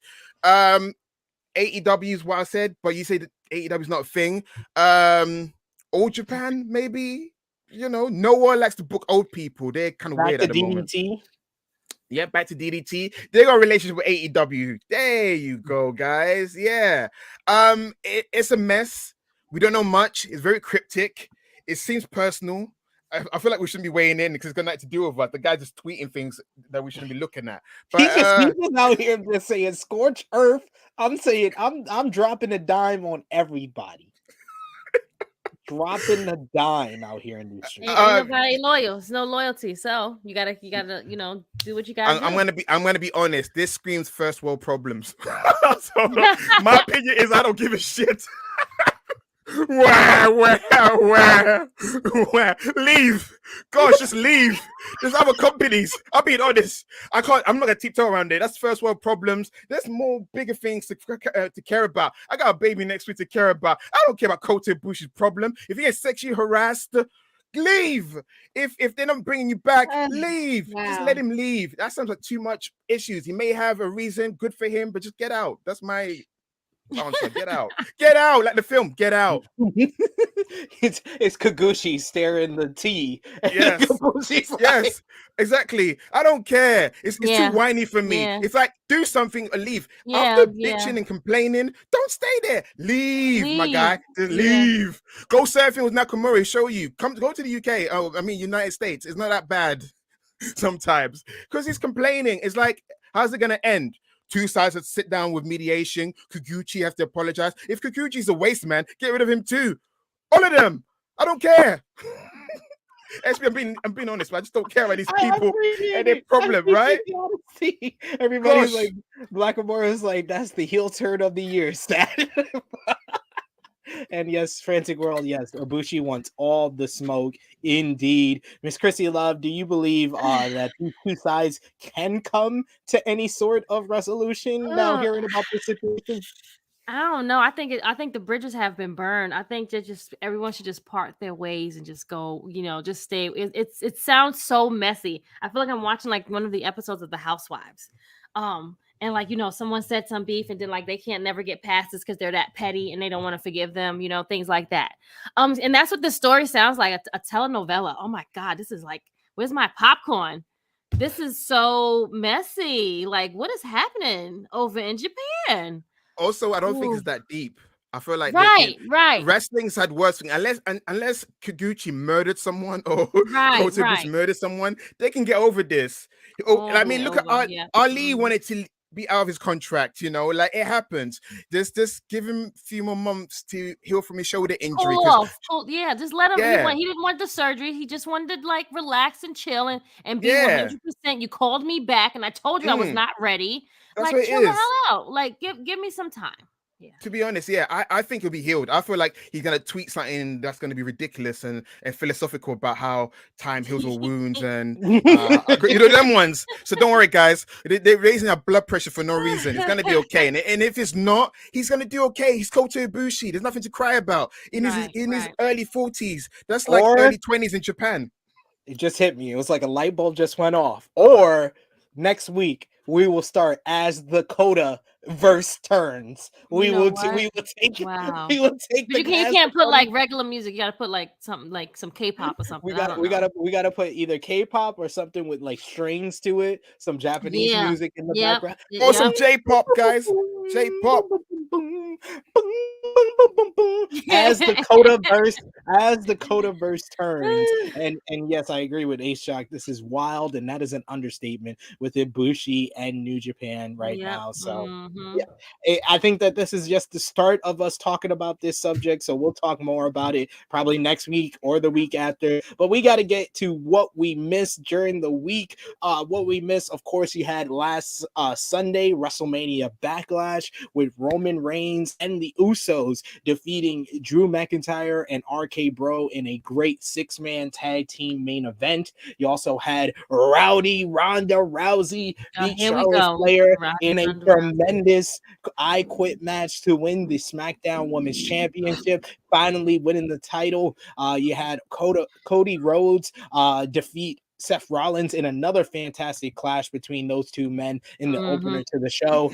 Edge beat AJ Styles thanks to interference from the newest member of Judgment Day, Rhea Ripley. A lot of good action on this show, which I said it on our review, our roundtable review. Yeah. It was a surprisingly solid show. Yep. A surprisingly solid filler show because not much Right. happened storyline wise outside of Yep. Rhea Ripley joining Judgment Day, but everything was good. It was at least decent to great on the show, Right. and Yep. especially those Yep. first 3 matches I mentioned were great matches. Miss Krssi Luv, what was the highlight for WrestleMania Backlash for you? Oh, like I must copy what you said. Surprisingly, we didn't expect much from this show. We said it last week. We were like, wasn't much build for this show, but the show was pretty solid. It was actually enjoyable. I can't even be mad at what we saw. Highlight of the night, the I Quit match was great. I didn't have any expectations for that. I didn't know what to expect, but they came out swinging good. It was good. And even the main event was good too. So Yeah. I can't be mad. Yeah, the main event, like the 6-man tag, which we just was thrown a week ago, I mean that was good as well. So I'm not upset at those two matches for me were like great. What about you, Sat? Well, what did you think about this show overall? And what do you think about the biggest storyline thing that happened on the show with Rhea Ripley joining Judgment Day? We'll start with the Judgment Day portion. I am sick of the Edge slander I'm seeing on social media. I'm always a huge fan of when a wrestler doesn't want to rest on his legacy. Edge, to this day, could still rest on his legacy. He's doing his legacy tour of like, hey guys, I was the rated R superstar. I'm a Hall of Famer. I'm just here to get 20-minute matches and do dream matches. He knew the dream matches were running out because wrestlers getting fired left, right, and center. So he's like, oh shit. Wrestlers getting fired. My dream matches are going down the toilet. What am I going to do in my life? So him changing characters for me, going back to his original, like he said, because people saying, oh, House of Black. People like to compare people so much. Edge, when he debuted, wasn't he like some dark drifter? Was he not a drifter? You think you know me? You think you know me? Yes. You know what I allow you to know. You're just Exactly. And then he was in the Brood, then he was in the Ministry, and then, in year 2000, they decided to make him a regular guy, but he's done the dark, spooky stuff before. The only issue that I can understand is the motives behind it, because he did not go on a losing streak. Heck, he's a Hall of Famer. He's got a wife. He's got kids. He won his last feud with The Miz. So what made him snap? So that the explanation for the change would have been, it should have been better. So I understand why people don't like that. But Edge is killing it. Some people call Edge is mid. Edge is washed because his match with AJ Styles. They didn't break tables. One guy didn't go on the ladder. Do a swanton bomb. If I have to be the devil's avocado here, and I have to say that he's had 2 matches with AJ Styles, and I thought that both would be great, and they weren't. They were just he's as Bill's Mafia STF saying it. Edge is carrying on his 3-star match legacy still. You know what? Yeah, I was always a Christian guy anyway, but still, going back to what I was saying. Me too. Thank you. Christian was my guy. That's why when I see 2005, I want to punch someone in the face, because that's when Christian should have been champion. But that's a whole different topic. I'm not going to go around the houses. I love Edge's new haircut. Rhea Ripley joining is great because they botched her main roster run so far. So putting her in a group will help people forget that she had a bad main roster run, and then hopefully that she can become a next challenger for, you know, Bianca Belair, because Bianca Belair and Rhea Ripley should be positioned like Rock and Austin, because they're the next legacy after the Four Horsewomen. So yeah, I like Judgment Day. I got hopes for it. I hope it's Tommaso Ciampa joining, not Finn Balor. I hope it's Tommaso Ciampa.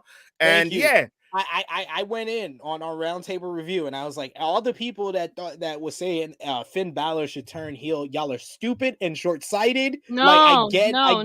that's Right. always the solution for WWE when they are botching someone as a babyface. Oh, just turn them heel. Oh, that would have been so short-sighted to not give us the Finn Balor and AJ Styles tag team match against Edge and Damian Priest by just turning him at this pay-per-view. So I'm glad they went with Rhea Ripley. I don't mind him being the heel, but I don't want him to be in Judgment Day, because that for me would make sense.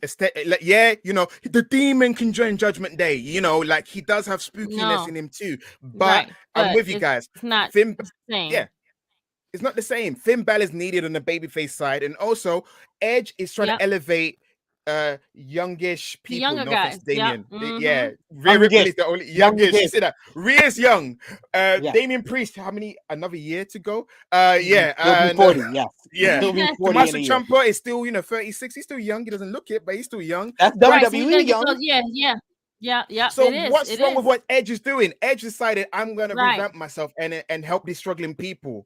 My biggest issue I'm with happy you got a Judgment haircut. Day Oh is, my god, that was about time. Yeah, that was an improvement. But my biggest issue with Judgment Day is feels like he's pussyfooting around this dark persona by relying on hometown heat. I hate when he goes, "Oh, your team is trash, so you talk like this." I'm like, no, this totally doesn't match what you're trying to present. You're trying to present us with a dark persona, but you're giving us Miz promos. I call it the Ember Moon effect.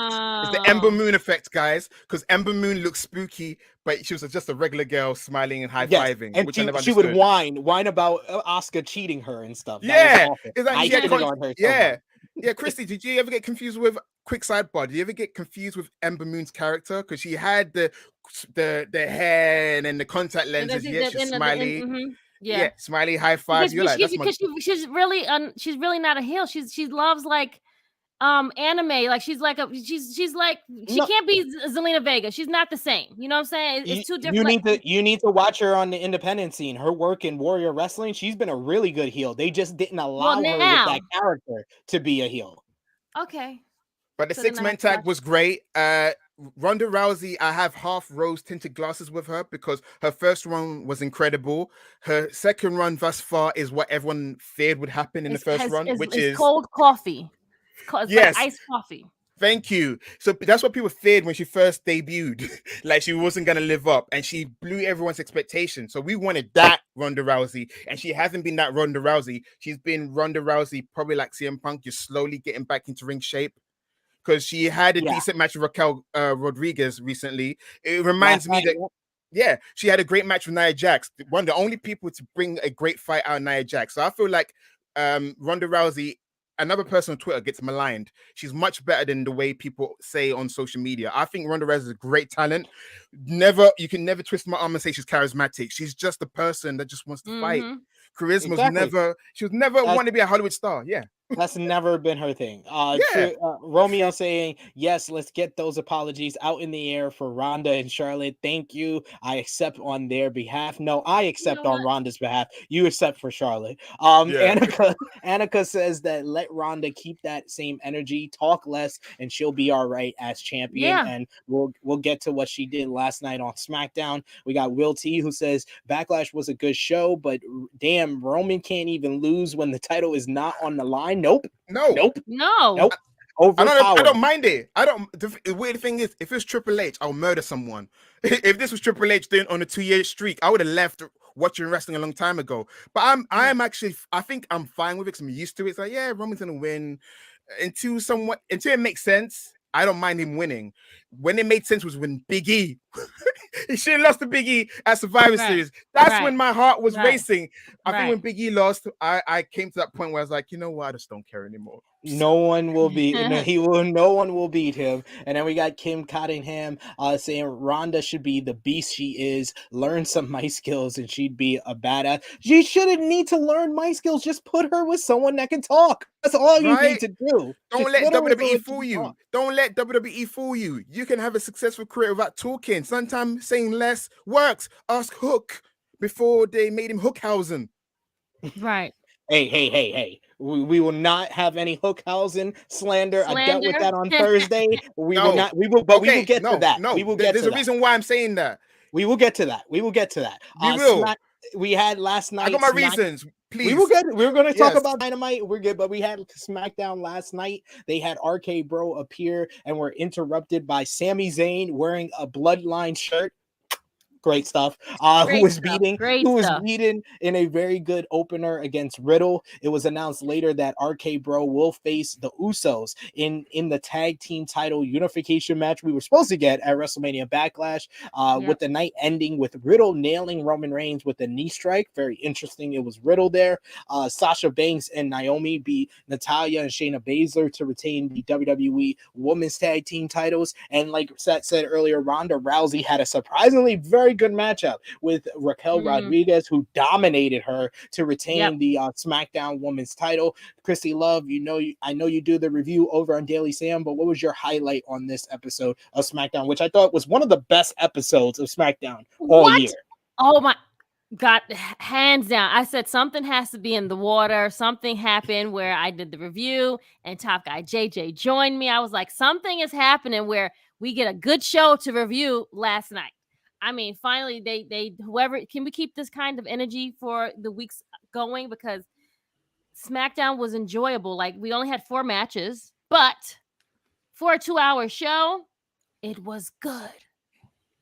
It kept moving, if that made sense. You know what I'm saying? Like, the show didn't have like a dry part. I mean, we had a couple of like the last 30 minutes. It was like Raw. Raw was a good 2.5-hour show as well this week, but then the last 30 minutes they just took a shit. And then last night on SmackDown, it was the same thing when they still are doing this whole Butch and Sheamus and Rich Holland versus New Day. I'm over this feud. I'm over same. Please. I'm over even though Kofi and I think I didn't see Butch. I saw Pete Dunne last night, but I'm just saying they had a good match. Who that? I'm like Pat McAfee. Pat McAfee act like he never seen the bitter end. You heard him at the finish. He was like, "What was that? What was that? What was that?" I was like, "Dude, he was in your stable in NXT. What are you talking about?" Pete Dunne was in his stable, not Butch.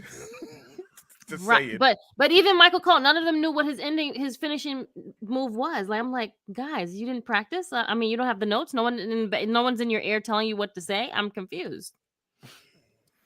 Anywho, but I thought they had a great match. But no, Raquel Rodriguez, aka Gonzalez, did her thing. She was my MVP. She was an honorable MVP last night because she went out there and made Ronda get one of her best matches. I think it was Ronda that kind of helped her, honestly, because she just didn't they didn't allow Ronda to do a move on her. Like, she just kept power slam, side slam. Anytime Ronda grabbed the arm, she would just flip her over and stuff. Right. Like, that was the most giving that Ronda Rousey was to anyone. I think even in her first run, besides Nia Jax, like Sat said, so Nia Jax was someone that she was very giving to, but she treated Raquel here like Nia Jax. Thank you. She understands wrestling psychology except for booze and booze and tears. Yes. You know what? At the same time, we shouldn't diss someone because she's a human being who likes to be criticized. That's like some kink. Some people that like kink, they like to be spat on and been told they're a piece of crap. Ron is one of those people who put some respect on my name because of how she grew up. So I understand why she doesn't like criticism. So I can't blame her. What human likes criticism? She did great in a match with Raquel Rodriguez. I want to apologize to SP3 because you did say Raquel's improved, and I was like a bit iffy on her. She proved your point. So I'm a man of my words. I apologize. SP3, you're right. Raquel's improved, and I will not make fun of her anymore. She earned my respect. For now, I'm about to ladies say, and gentlemen. don't say that. She might. For now, ladies and gentlemen. Until she F's up again, then I'm gonna go back and send her back to NXT 2.0. But we also had last night AEW Rampage, which was a good show, but I have more complaints on Rampage than SmackDown, and this is rare. But Yes. we had Ruby Soho defeat Riho in a very fun bout to advance in the Owen Hart Foundation Women's Tournament. You had Death Triangle beat the AFOs, Mark Quinn, the Butcher, and the Blade in an action-packed opener. Yeah, then it started to get weird. Tony Schiavone announced that Hikaru Shida was removed from the Owen Hart Women's Tournament and replaced by Chris Statlander, who will face Red Velvet in a quarterfinals match next Friday. And then you had the main event of Scorpio Sky defeat Frankie Kazarian in an extremely good main event to retain the TNT Championship. And then, for some reason, Scorpio Sky turned back heel by nailing Kaz with the TNT title. But the more baffling situation is the whole situation with Shida, as she posted following the announcement on Rampage. She tweeted out, "Well, I already had 4 matches after the street fight and just finished the greatest fighting musical show, but I seem to have been injured. ... Japanese wrestling is nothing for them. I'm so sorry, and sorry I couldn't be in the tournament too." She then tweeted out something a little bit nicer, saying, "I'm glad from my heart that Chris is in this tournament now, and I'm going to try to enjoy sudden holidays in Japan because it has been a while before I had. Be positive." Then Sean Rossap of Fightful tweeted that those he spoke to in AEW said that Hikaru Shida was made aware of the decision to remove her from the tournament. Shida then finally tweeted a note saying, and I quote, "After my Philadelphia street fight, a Dr. Chet from AEW was required to participate in the Owen Hart Cup, and I couldn't re-enter the country in time. I'm so sorry to disappoint everyone. These difficulties sometimes happen with international talent. I feel healthy and never stop trying to improve. Please cheer for Chris while I do my best in Japan. Holy Shida will be back soon." Okay. I will go to Seth first. What do you think was more baffling? Scorpio Sky turning back heel, or this whole situation with Shida? I'm gonna go Scorpio Sky because whatever's going with Shida is gonna be resolved within a few weeks. I mean, that's gonna be a non-story. The Scorpio Sky thing is because you can argue he wasn't the face. Some people say that he was a tweener or whatever, because him and Sammy. You know what? I know. I'm sorry, guys. I know you can argue.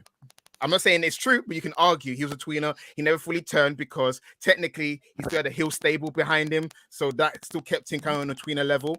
Sammy Guevara, that guy was turning heel because the baby faces turned on him and the commentators turned on him. Wrestling Trope 101, that signifies you should boo this person because we're saying nasty things about this person.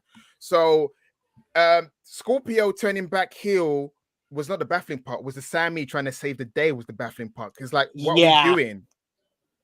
Because with Scorpio, you can always do the thing where he's loyal to his groups. That's why, peer pressure, whatever. Even though wrestling fans hate the Big Show mentality of like, heel turn, face turn, heel turn, face turn to the point where they don't care anymore. When you're messing with my emotions, I'm going to give you nothing in the end. Yeah, just wrestle. Yeah, we don't give a shit no more. Yeah. Yeah, and Scorpio Sky is ready on the 3rd tier level because now you got your CM Punk, your Bryan Danielsons, and all Adam Cole there. Scorpio Sky is not like the favorite child like he was on the first year of AEW. So they need to make sure that the fan support for him is heavy. He's another one who's in his late 30s. I read that out, even though AEW would push you in your 40s, whatever. But his best years are upon him, so it's better to push him now. Is he going to become world champion? Maybe not now, unfortunately. But at least give him a great TNT title reign that he can hang his hat on. If that makes sense. I was confused as you were. In terms of Shida, I think someone didn't tell her this is the storyline we're going with, and she got confused and probably her pride was like, I'm not injured. That's not me. I'm Japanese. We don't get injured. We super. You know what? I'm not gonna make analogies, but she's Japanese. She's tough. Yeah, You were close. I was close. He about to get that he about to get the Nick Jackson the rules of stuff. Yeah. Listen. I dipped my toe in the water. It was a bit too hot. I was like, "Don't go there, sir." I was trying to be complimentary, but then I nearly, lost myself there in the moment. All I was trying to say is she just probably prides on herself in being a warrior, a strong fighter, and nobody told her. It's like, yeah, that's the story I'm going with. I think it's miscommunication. That's the answer to my question. And great comment here from Will Chisholm. I saw the end of Rampage, and all I can say is, what is Jimmy thinking? Check out AE Ramble this Thursday, 1:05 p.m. Eastern Time, to find out what Jimmy thinks. And Jimmy, I thought JJ go off the rails. Jimmy goes off the rails. We need a whole disclaimer for Jimmy on AEW Rampage. I see. He got it, what 11 times? Oh, no. He went down this week. I think he only did 8 or 9. CM, sure? if CM's in the chat, she's been keeping count. She keeps count every week, and she's been letting me know. It was so much disclaimer, and then he was like, he'll just stop after the disclaimer comes, and he's just like, people were pissing him off because they were slandering Batman. Yeah, I know. Yeah, Yes, I was and look, Nick Jackson, you have contributed so much to the channel. That's why I made the disclaimer. Yes, indeed. And John also telling Sat, watch what you say about the Japanese wrestlers. AAPI faction will be on you. In a good way, right? In a good way. I don't know if there's any good in that. But speaking of AE Ramble, we review Dynamite every single week, and Dynamite this week had 840,000 viewers. Still down, but at least up from last week's record low for 2022. The show was highlighted by an absolutely insane main event with Jeff Hardy defeating Darby Allin in an Anything Goes match to advance in the Owen Hart Foundation Men's Tournament. Adam Cole defeated Dax Arwood in a tremendous opener to advance in the Owen Hart Foundation Men's Tournament as well, with the sharpshooter, a Shawn Michaels superfan beating a Bret Hart superfan with the sharpshooter. Great stuff. Good. I thought that finish was fantastic. Trolling. Yeah. Tony Storm beat Jamie Hayter in a hard-hitting bout to advance in the Owen Hart Foundation Women's Tournament. Phenomenal. Oh my God, she looked amazing. Even Jimmy said this was the best Tony Storm looked, gear-wise and in the ring. Tony Nese, speaking of my boy Danhausen. Tony Nese beat Danhausen in his debut, but then Hook came out to make the save before shaking hands with Danhausen to officially give us Hookhausen, the AEW version of Rock and Sock Connection. No. Everyone is not feeling this. SP, a lot of people hate it. They can hate all they want. I got reasons for life. Hookhausen for life. I got common sense. I got common sense, guys. I'll tell you why. CM Punk defeated John Silver with Hangman Adam Page's buckshot lariat, and once again being the biggest heel in Long Island in a good matchup. But then he cut an even better promo against Hangman Adam Page before extending his hand to the AEW World Champion, who flipped him off. And then we had the King of Long Island, MJF, who was just in his bag in his hometown with a Dark Side of the Ring vignette to kick things off for his introduction, which was so on point, that Dark Side of the Ring parody. Then he had the contract signing with Wardlow for Double or Nothing, where he announced the conditions being Wardlow being taking the 10 lashes that Cody took in 2020 next week, and having a steel cage match with Shawn Spears in 2 weeks with MJF himself as the special guest referee before Wardlow powerbomb Smart Mark Sterling through the table there. So a great segment overall. Sat, let us know why you are a hater, why you are slandering Hookhausen. The timing is off. That's why I'm hating on it, because Hook too soon, you think? He stopped hanging out with his mates. He's not hanging out with Team Taz. So for me, I'm like, why would you stop hanging out with your friends, then hang out with a different person? That for me makes no sense. For me, it's like, is he part of Team Taz or not? This ain't The Rock in 1998 with The Nation, where he's just slowly disintegrate from D'Lo and Mark Henry. I need reasons. No. It has to make sense. It's like, who would you hang out with in real life? I know who SP3 will hang out in real life. But it's like, who's your guys? Powerhouse Hobbs, Starks, and then you want to be by yourself, and now you're hanging out with Danhausen. That defeats the purpose of leaving your crew. They're like, hey, I'm leaving the crew life. I'm hanging out by myself, but now I'm hanging out I'm with leaving the this crew guy. life. Yeah, he left his crew, and now he's hanging out with another guy. So he's starting a new crew. Oh So my I'm confused. It's like, why you leave your Hey. boys? Hey, Powerhouse Hobbs and Ricky Starks never got him chips for his birthday. That's the issue. If you have missed out on giving me chips for my birthday next Wednesday, shout out to everybody who's going to send me some money for that. But yes, if you didn't give me no chips for my birthday next Wednesday, I'm a tourist just like Hook. I would start hanging out with the people that gave me chips for my birthday. And another reason why as well is we're still like how many months into the Hook experiment? He's Right. he's not been established yet because we're still in phase 1 of the character. So it's like, I feel like if you're gonna add layers, let's not do comedy layers, because I guess I've been burnt by WWE. If you water someone down, give him comedic layers, they may not see him as a killer again. I just want him to win titles, do everything he needs to do, get turned on by Team Taz, then do Hookhausen, then I'll be up for it. It's just that he left his boys and he got a new friend. And now that's the only reason why I'm not with it, because he left his friends. Friendship means a lot to me. Hookhausen. Hookhausen. That's what it is. A lot to me. Yeah. If it was a case that he got beaten up by Hobbs and Starks, then do Hookhausen. Then I'm like, yeah, I'm down for it. His boys turned on him. Sure, now he's free. It's kind of like you're in that separation mode. You're not divorced yet, and you're hooking up with someone else. I can't support that. Hookhausen for hooking life. up with someone else. You're hooking up with someone and you're not divorced yet. That's my issue. Jeff Hardy doing that swanton. My guy's in his mid-40s. Yes. Be smart how you use Jeff Hardy. Because AEW is a company that doesn't have an Owen Hart scandal in their life. So that's where they think they can go willy-nilly. They need to be careful. Oh, they may kill. Yeah, you know what I'm saying? Jeff to Owen Hart. Come on. No. Come There's a on. reason. Listen, there's a reason why WWE became very toned down. And people are like, yeah, AEW does it all. That's because they don't have a dark cloud. They don't have a murder-suicide. They don't have someone falling down from the sky like WWE has. We need so a that's disclaimer for this gentleman right now. Yeah, we need a disclaimer for you now. No, because Tony Khan, he needs to protect his talents. He needs to say no. He's like, yeah, sure, jump over Ring of Fire. Yeah, jump into the ocean. Nope. No, like not really. No, okay, Jeff Hardy's in his mid-40s. I know he's feeling it now. That guy's got addiction issues. Please don't push him over the edge where he may need more painkillers. When I was a kid, Attitude Era, yeah, Mick Foley, chuck yourself off. I was 8. Yeah, Mick Foley, fall off the building. I don't care because I'm a kid. I like that stuff. But I'm now a 32-year-old man who now reasons what wrestlers go through, why they die in the first place. Right. And I'm thinking more about, Jeff Hardy, his longevity. He's already having slow-paced matches because what he used to do 20 years ago has caught up with him now. That's what I'm saying. And Darby Allin, my goodness, will he make it to 30? No. Tony Khan, make sure. He might be the tragedy we're talking about. Tony Khan. Jesus Christ, what is happening right now? Him. Like, that's him. You guys.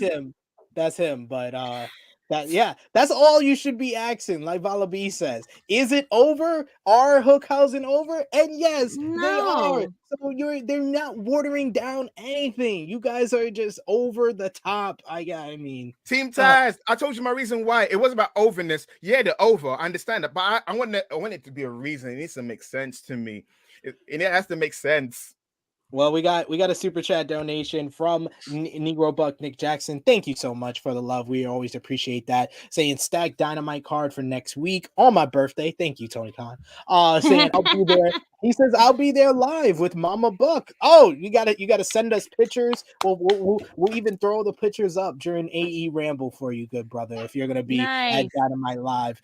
We also got EBB with the super chat donation. Thank you for that, good brother. Saying I can't believe now.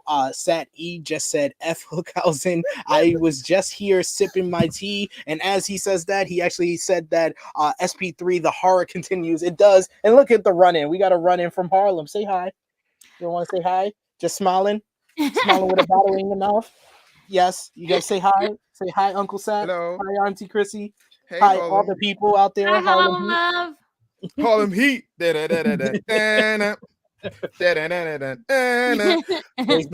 I Raise the like roof.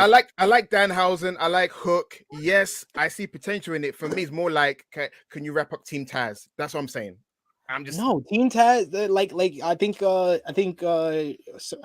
Buck said it in the chat here that Taz has said on many, Bill's Mafia said Taz has said Hook does his own thing a few times on commentary. He's on his own. He's always an enigma. shown that. Yeah, he's just like the hood is just like he's a loner.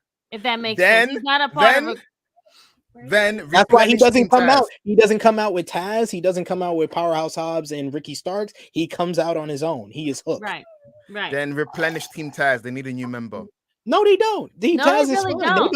They about to get a shot at the tag team titles. Exactly. Team Taz is now a tag team now. It's not Team Taz. It should just That's be called Team Taz. It's still a team. Will you stop? a team of two. It's a duo. They're a it's duo. not- A it's not team. I know. trio Team is a Taz. duo. A team. It's Yeah. not- Listen. it's They need not- another it's not- member, it's man. not They need to be a Taz. gang. It's Listen. Taz. There's too many. Listen. At one point, the Best Friends had more members than Team Taz.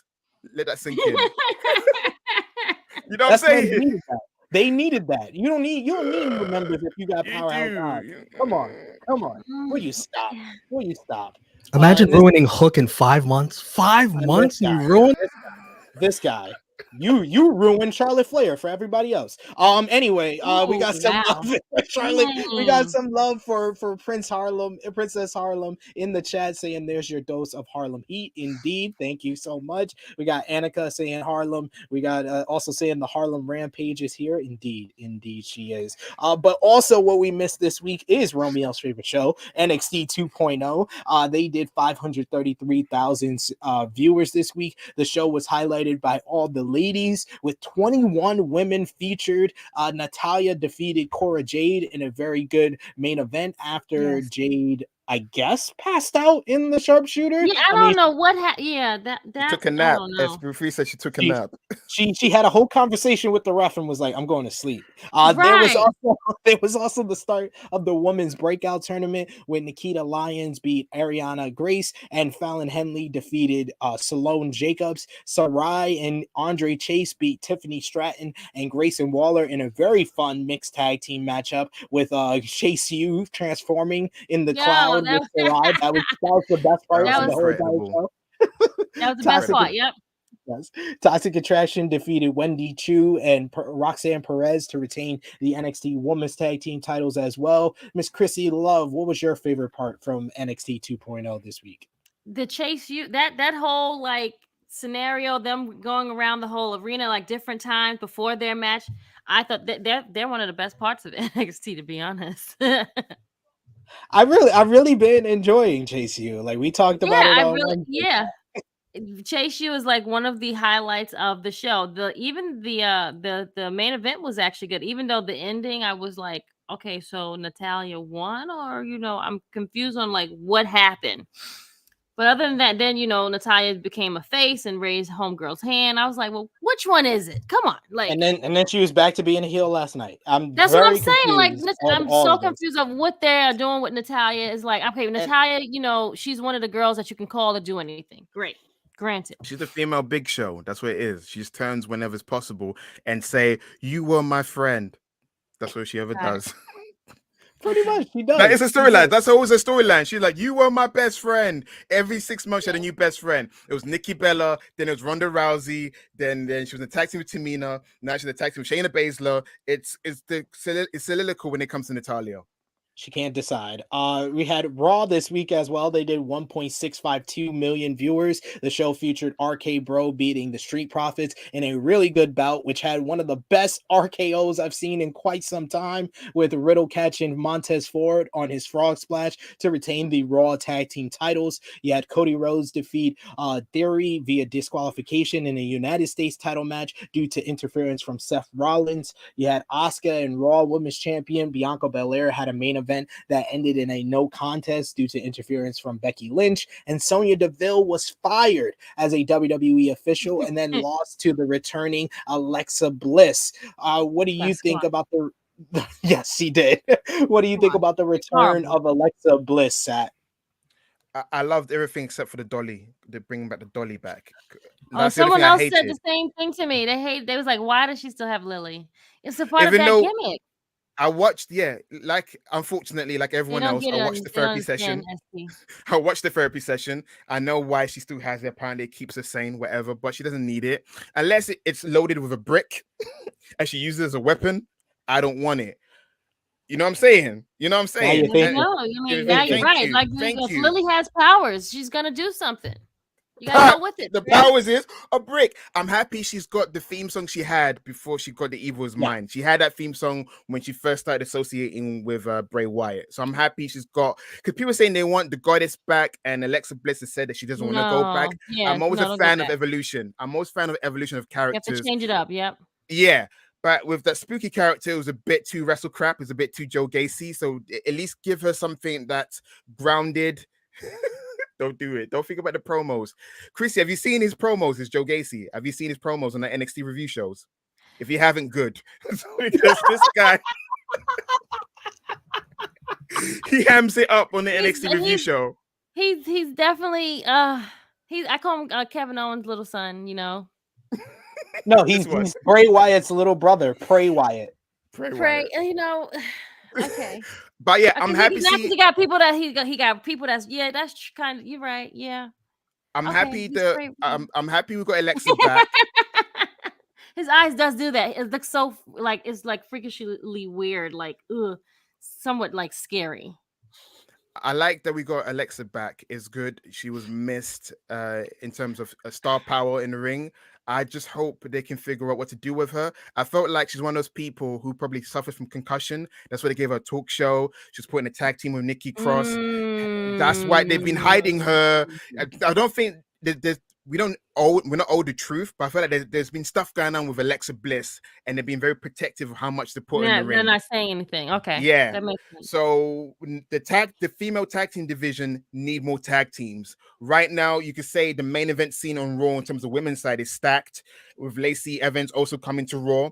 So I think they should put Alexa in a tag team. Unfortunately, I'm gonna say it, maybe Liv Morgan, even or someone, whoever woman's left in the background, Asuka maybe, I don't know, after her feud with Becky Lynch, because the tag team division needs more women, and Alexa would do great in the female tag team division until she's needed again to put put Bianca over. But yeah, Give me it's good to see Alexa Bliss and Liv Morgan. I've been calling it for months. And also, what's going on with Nikki ASH? Is it going to be Dewdrop is going to be a superhero, or is Nikki going to be a normal human being? So it can go either or. Please just be a normal human being, please. I think because you know what the whole point of what Dewdrop is trying to say is like, okay, you've done this now. It hasn't gotten you really much of nowhere. I mean, you've done what you did earlier last year, but now it's time you hear Dewdrop set? You hear Dewdrop? Her Nikki ASH has gotten her nowhere. It's not true. Because Krssi, this is what I've been arguing with SP3 about. Okay, didn't she not win the title with that character? Technically, right? No, that's what you didn't hear. What I said. Yeah, no, I'm with you. You did what you needed to do last year. You did it. You did everything you did. Now it's time to start getting serious. You made this gimmick. You made this superhero is not working. Make that superhero be a bad person now. Do it like Batman. Like, you know, it's like now you're like Jekyll and damn Hyde. Like, switch it out. You used to be crazy. Now you got to resort back to that. Like, I miss her crazy. That's what the best saying. Nikki. Like, that's what Dewdrop is there for, to put the battery in the back. Like, get serious. Let's go. And then it's going to make her like this crazy hill that should be good then. You know what I'm saying? Like, but please don't give her that. I hope they don't give her that crappy song she had before she became Nikki. No, ASH. I think she had that coming out. Oh man, that was so bad. Yeah, no, please don't give her that. Definitely needs Nikki Cross, AHH, whatever you want to call it. She definitely needs a revamp. Yeah, a revamp, but like turn it up like too obnoxious, so obnoxious that we gotta like it, but we're gonna hate her at the same time. And you're gonna have Dewdrop there with her. And I hope they win the tag team title so Nikki becomes the most decorated tag team wrestler. Champion. Yeah, because that's all she's gonna get, really. Yeah, she won the world title. That's why I said she's got a ceiling. And I said to SP3 that unfortunately on the main roster, she's always had the main ceiling. And the fact she won the title, that's a miracle in itself. So I was happy for her. Yeah, I'm happy with it. She gets Money in the Bank winner. Like, you got you did these things. You've done it all. Yeah, she's done it all. Don't expect much else no more. Yeah, because Vince looks at her. She's Scottish. She's brunette. She's short. Even though Alexa Bliss is short. Right, but she's not She's blonde. blonde. That's why. She's Yes, blonde, though. there you That's go. the Yeah, Ding, ding, yeah. ding, ding, ding. You know That's he the cheat loves him a code. blonde. Yeah, Right so there. he's like, she's like Molly Holly. So I'm happy. I'm happy she's got as far as she can because I know we're gonna get scraps with her. It's kind of like Nakamura. Whatever scraps I can get. I'll take it. Low bar theory. We also had Impact Wrestling Under Siege. Josh Alexander defeated Tomohiro Ishii in a terrific main event to retain the Impact World Championship. You also had Mark and Jay, the Briscoes, beat Violent by Design in a fun brawl to win the Impact World Tag Team titles. Ace Austin defeated Trey Miguel in another banger between those two to retain the X Division title. Tasha Steelz beat Havoc to retain the Knockouts World Championship. Sami Callihan made his return, revealing himself behind the EGV vignettes and attacking Moose. You also had Taya Valkyrie defeat Deonna Purrazzo to retain the AAA Reina del Rey's championship. And then after the match, Deonna attacked Taya until the debuting Mia Yim made the save. And this follows up with Fightful Select reporting that Mia Yim signed a short-term deal with Impact Wrestling and will be appearing on television. Fightful Select has updated it, saying that it's a 6-month contract and runs through Bound for Glory. However, both sides are not opposed to extending it when the time comes. And then that brought us into Impact on Access TV this week, which had Eric Young won the 20-man gauntlet for the goal to become the #1 contender for the Impact World Championship against Josh Alexander at Slammiversary next month. You had Kenny King beat Chris Bay to qualify for the X Division title Ultimate X match at Slammiversary, and Josh Alexander and Tomohiro Ishii beat Jay White and El Phantasmo of Bullet Club. And Gail Kim announced Tasha Steelz will defend the Knockouts Championship in the first ever Queen of the Mountain match at Slammiversary against Taya Valkyrie, against Chelsea Green. That looks oof. Nice. Against Chelsea Green, Jordan Grace, Deonna Purrazzo, and the returning Mia Yim. So a lot of great stuff from Impact Wrestling this week as they head on the road to Slammiversary. But we had a whole bunch of other news notes to get to. WWE news following her loss in the I Quit match at WrestleMania Backlash. WWE did an injury angle with Charlotte Flair, and a new report has details on her status. It was noted that in an update, Flair suffered a fracture to her radius. As you might imagine, the injury is pure. Give you explain what that was. Exactly. You had McAfee explain. That is pure storyline as confirmed by Fightful Select. WWE Creative was told that Flair would be taking time off, which led to the injury angle. And according to the Wrestling Observer Radio, the reason that Flair is stepping away from WWE for the moment is she is getting married to Andrade. Finally. I've been waiting for him to get married. I'm sorry. I've been shipping him for a long time. Like, I'm one of those people. I wanted to have her happily ever after because she's been married to so many frogs. And Andrade seems very devoted to her. How many frogs has she been married to, friend? 2, my friend. One beat up her dad. The other one was Bram from Impact. Bram was her husband. And apparently he beat up her from what and she had a cup of coffee with Alberto. I knew that one. Yeah, I knew that. She loves her Spanish men. She has a type. Clearly. She developed a type. She's like, that one doesn't beat up women and he's younger than me, so I can mold him. So Andrade's like, queen. I'm done with queen. Flair previously said that the two were planning a summer wedding, and a broken arm, like they said she takes 6 to 8 weeks, so it's likely she'll be out for that amount of time. And then Wednesday's episode of the all over the gram chilling like they did. Oh yeah, wait, that future kid, that Andrade Flair, the Flair Andrade kid, that's gonna take off that little kid. The little kid stink. According to the Wrestling Observer newsletter, she will likely be out for months, and she's expected to return this summer to get revenge on Rousey, or as Romeo says, the road to number 14. Hey. See, I got it in, Romeo. You didn't even need to jump in.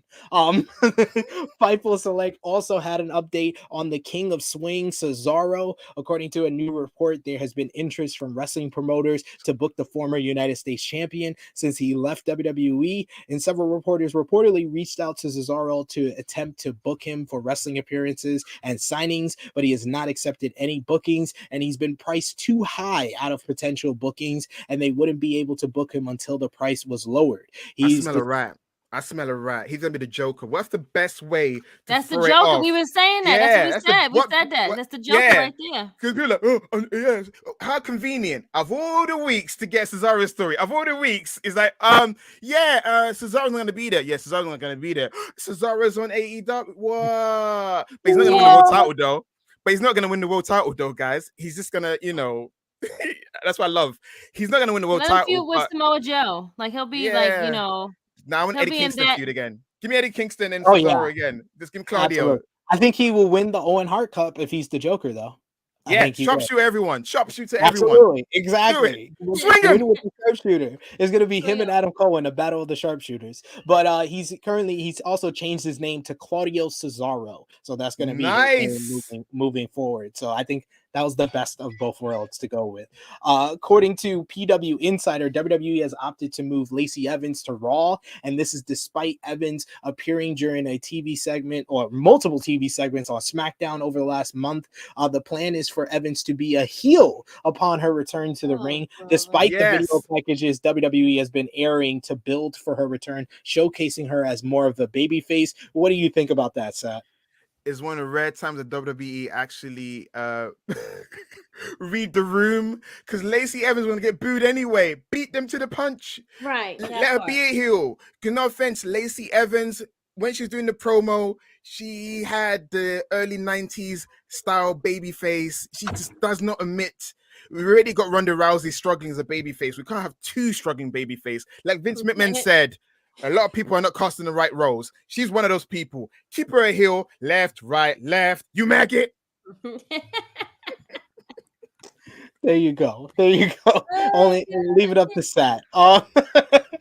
So we talked about last night how RK Bro versus the Usos will be having a tag team title unification on next week's SmackDown. But according to Dave Meltzer, WWE is going to hold that match, but they aren't planning to unify the Raw and SmackDown tag team titles. Oh my God. Okay, I'm sorry.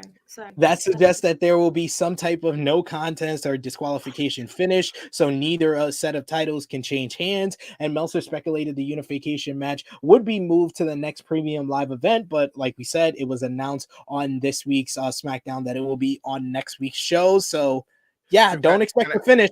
This is funny, Krssi. You would have hated it in the 70s. They did that stuff all the time. NWA title versus WWF champion. They did that stuff all the time where they go to Puerto Rico. They have a title versus title match, and then there'll be like a 60-minute draw. Gotta love it, right, Krssi? This is old school. It's old school. Finishes. This is old school. Let's do a 60-minute tag team match and be a draw. So put them in a cage. Like they should have did it for Hell in a Cell. I agree. I would have loved it that way. And then, we don't get anything happen. Everyone just is so exhausted that they fall out in a damn cell.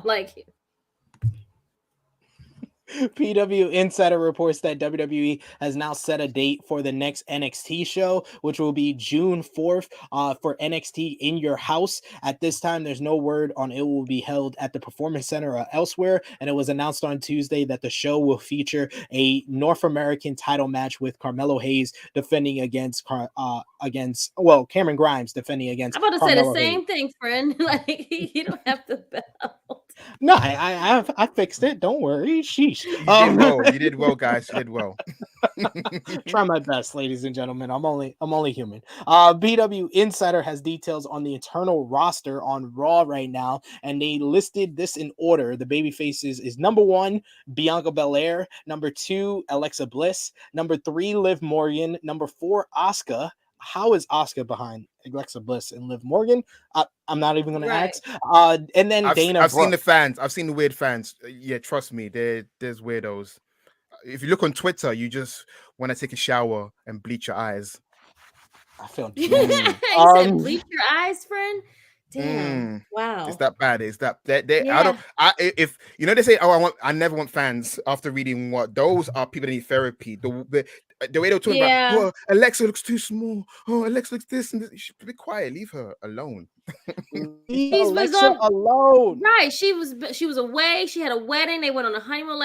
Let her live her life. She's having a good time right now. She's probably in a great space. And like you said, they're probably very protective of her and don't want her to How many Anything that concussions happened she to her, had? that's one of his right. Like, you know, let her be like that's True like one of his story. girls, like his go-to, like between Charlotte and her, like those are his ladies, you know what I'm saying? And he don't want nothing to happen to them. He want anything that they want, they get.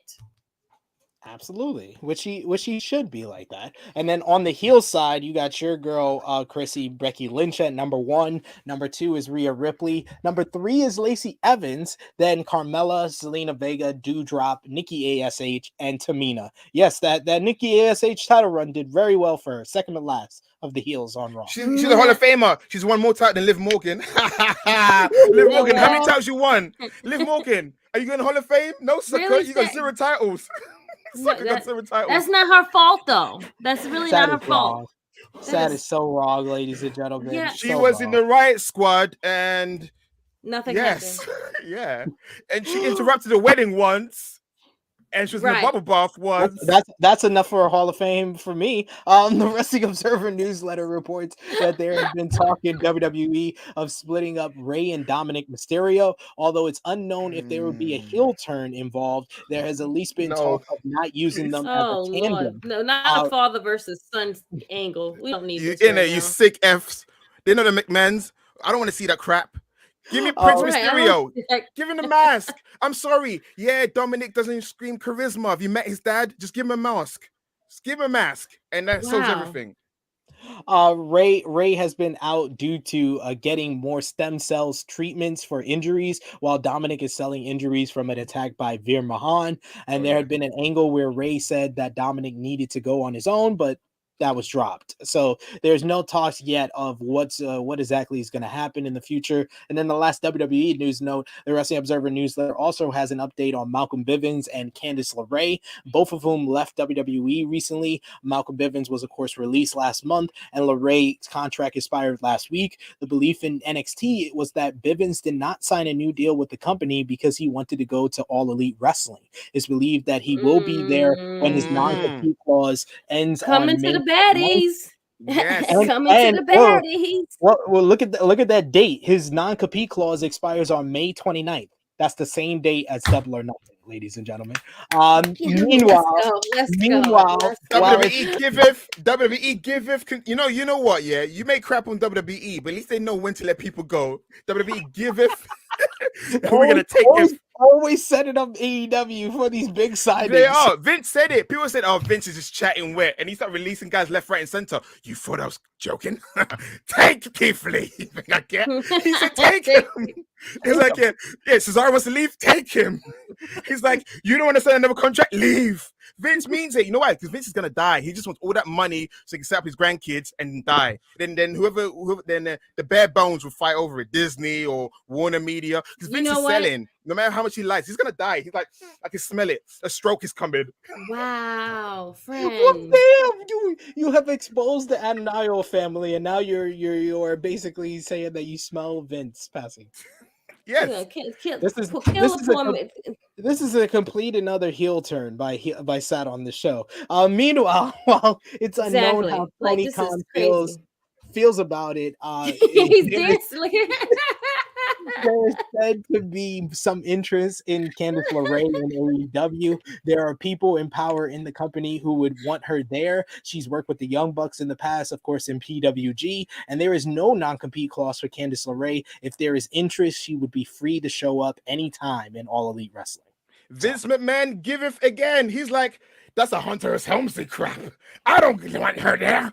She's PWG alumni. If you're PWG, you're too sweet in there, unless you're Stu Grayson. He was PWG as well, so yikes. But yeah, but for women, in terms of the women division, Candice LeRae will be incredible. I see her succeeding more in AEW than in the main roster in the WWE, because I felt like outside of Triple H, Vince McMahon and the others didn't really get her or probably see what she can do, because that woman can go, that woman can bleed, that woman can give you heart and soul, that woman can withstand a sex pest to succeed.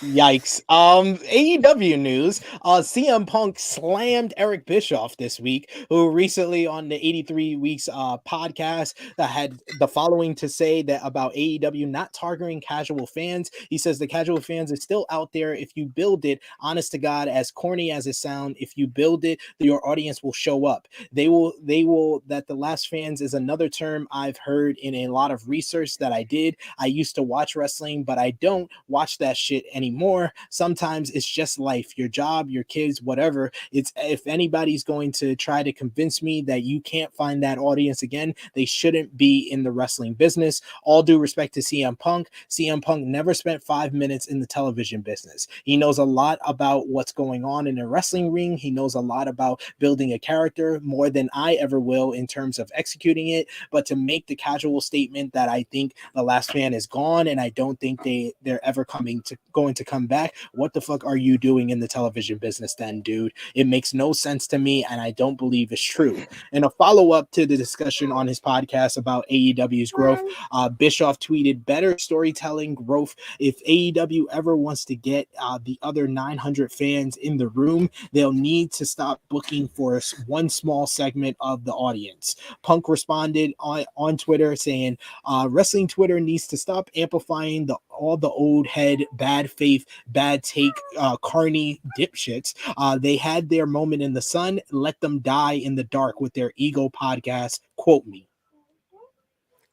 You know what? I think both sides are right, but before I give my stuff, Sure, Harlem doesn't agree. Yeah. Harlem's got it. She's like, I want to tell you something, Eric Bischoff. No, but Krssi, SP3, I'm gonna ask you guys the question. Is there such thing as a casual fan and should AEW try to attract them? I don't think there's casual fans really anymore. I don't. I really don't. Krssi, do you what about you, Krssi? You're muted, Krssi. Sorry. So yeah, sorry. No, I don't think that there's such thing as a wrestling fan. I think that casual fans. Excuse me. I think they just love wrestling and they just want to see good wrestling. If that makes sense. Sorry. No. I'm with you on that. The reason why I asked that, the reason why I asked that question is because everything that Eric Bischoff is spouting off worked over 20 years ago, and that's before we had the Netflixes. Video on demand. Things have changed. You know that? Things have changed. 20 years have gone by. I was 8. Now I'm 32. Now I'm the demographic. So he's talking about Generation X people that's like 40s and 50s now. Like those are the type of people we're talking about. Bischoff, no matter how much people try and make fun of him, because like I said, Vince is gonna die eventually. There's only one man who bested him. He's gonna die. Because no offense to Tony Khan, he's not gonna best Vince in his lifetime, unfortunately, because near the end. Bischoff's the only one to do it. Bischoff's the only one to do it. But so then like again, bait and switch. You think that's what it is? He's giving a bait, and we gotta. No, I'm not giving a bait. I'm just saying that Bischoff did it, but he shouldn't think what worked a long time ago can work now, because we saw what he did with TNA. Unfortunately, as much as he's trying to act like he knows what he's talking about, there's a reason why he's doing a podcast and he's not running a wrestling company or even a consultant right now, because there's a reason why he ruined TNA the last time he was on Power, and then when he was in Power in WWE, it only lasted 2 months. Like, you shouldn't throw stones if you live in a glass house. And I feel like Eric Bischoff has the most glassiest of houses for him to be throwing stones. I also think he saw what Jim Cornette's doing, and he wants that piece of the pie of being controversial, because look, I was talking about him now, because he's saying things that he knows are buzzworthy. This is a man. What's the man's book again? Controversy does what? Creates cash. So that's what I think Bischoff is doing. He's playing a part, because 6 months later he's going to be in the AEW TV doing another because he just was there. You know what I'm saying? I don't think he's going to be back in AEW the way he's been talking. He doesn't think he's going to be back in AEW because he talk too much. Like, be quiet. You talk too much. You talk too much. You ruin it. You never shut up. He's burning bridges that he ain't even get all the way across yet. You done burned that AEW check that you were getting consistently, so it is what it is. Sorry, I'm about to say you can still get that Dark Side of the Ring check though. He could, but If they apparently come a lot back. of people don't want to work with them. No, they are coming back though. They are? Okay. AEW president Tony Khan appeared on Sirius XM's Hit One Celebrity Interviews, and he did confirm that AEW Dynamite Grand Slam at Arthur Ashe Stadium in Queens will be an annual tradition, and it will be back later this year. And then Warner Brothers Discovery will also be holding its first upfront presentation since merging in March next week, and AEW is set to be a part of it, so that is good news for them. They're going to be there basically for advertisers to buy commercial time on their television show, so that is a good thing as far as the whole controversy with Discovery merging and if AEW is going to stick around. And speaking of AEW further expanding to more casual fans, Netflix show The Floor is Lava is going to feature Orange Cassidy, Chuck Taylor, and Chris Statlander of the Best Friends on their season 2 coming out, and that's going to start on Friday, June 3rd on Netflix. And speaking of shows, Carpool Karaoke, the series, is set to become All Elite very soon, as well as the 5th series of the hit show will on Apple TV Plus is going to have AEW stars CM Punk, Christian Cage, Bryan Danielson, and Dr. Britt Baker DMD, as well as MJF, Powerhouse Hobbs, and Ruby Soho on another episode. So wow. Hey, some love for AEW to getting on other shows. That's how you get the You hear that, casual Bischoff? fans. You hear that, Bischoff? Sit your ass down. I love you, man. I love. Listen, Eazy-E gave me great content in the late 90s. He's what you call. That's what they called him, Eazy-E. That was his nickname. So Eazy-E gave me great content in the 90s. I always love him for that. But at the same time, he gobbled too much of that racist peen. That's why the company went down. So sit your ass down. Sit your ass down, please. And then the final AEW note, Thunder Rosa talked to our friend Alex McCarthy about her AEW Women's World Title reign, and on the criticism to her reign, she said, "I just know that people are never going to be satisfied with everything that you do or anything that happens. Bottom line, I'm going to do my best with everything I've given all the time, and people will criticize that too, which is okay. People are going to talk, and if they're talking, that means they're watching. At the end of the day, that's what we're trying to do. I had a banger of a match with Nyla Rose, and I was able to show some size that I haven't been able to in years in that ring. It was a dynamic match and something different. David versus Goliath in that aspect. Everyone is different, and there's always going to be criticism, but whatever is in my hands to make better, I will. This match at Double or Nothing, and I say this now, I'm going to show that I'm the best wrestler in the world, that AEW has the best women's division in the world, and that's what I'm here for. Like it or not, I'm the AEW Women's Champion, so get used to seeing my face, get used to hearing my voice, get used to seeing me wrestle in that ring the way that I want to wrestle." I want to say something about that quickly. I wish that Tony Khan would book Thunder Rosa like a Bret Hart. She strikes me as a fighting champion type, someone you just put in a match, and she just gonna fight anybody. What worked for Britt Baker won't work for Thunder Rosa, and that's okay. Doesn't mean she's a failure. What you should have done is have her have title defense every week, so that way it's undeniable she's a great champion. It's not like, okay, she doesn't get a lot of promo time. So what got Thunder Rosa over was not promos. It was great performances in the ring, being relatable, being the kind of person you can cheer on. Don't forget that. She's not having a lot of promo time. Good, because sometimes a promo can ruin you instantly. If you have two stinkers of a promo, they'll be like, "Oh, she can't cut a promo. Now I hate her." You know how fickle wrestling fans are nowadays? One botch promo, one botch reaction, and that's over for you. I'd rather see her wrestle than talk. And when she does talk from the heart, she's great. But I just want to see her wrestle. It's not a talk show, for goodness sake. I just want to see her wrestle. So that's what I want to see. I want to see her wrestle. Please, Tony, do better by my girl. Our girl. Yeah, Tru Heel Heat's girl. She represents Tru Heel Heat. She's like, part of your family here. Help family. Hey guys, it's Thunder Rosa, and welcome to Tru Heel Heat. Absolutely. Thunder Rosa is our Thunder Rosa, indeed. Yeah. Also, it should be noted for AEW news, Brian Pillman Jr. is going to be in a movie, so he's going to be off of TV for a while. So I agree with that much anyway, so that's also true. That's also true, but I agree with everything Sat said. Thunder Rosa, show some love to Thunder Rosa. Have her wrestle more. You can't have her just not wrestle on TV because that's what got her over is wrestling.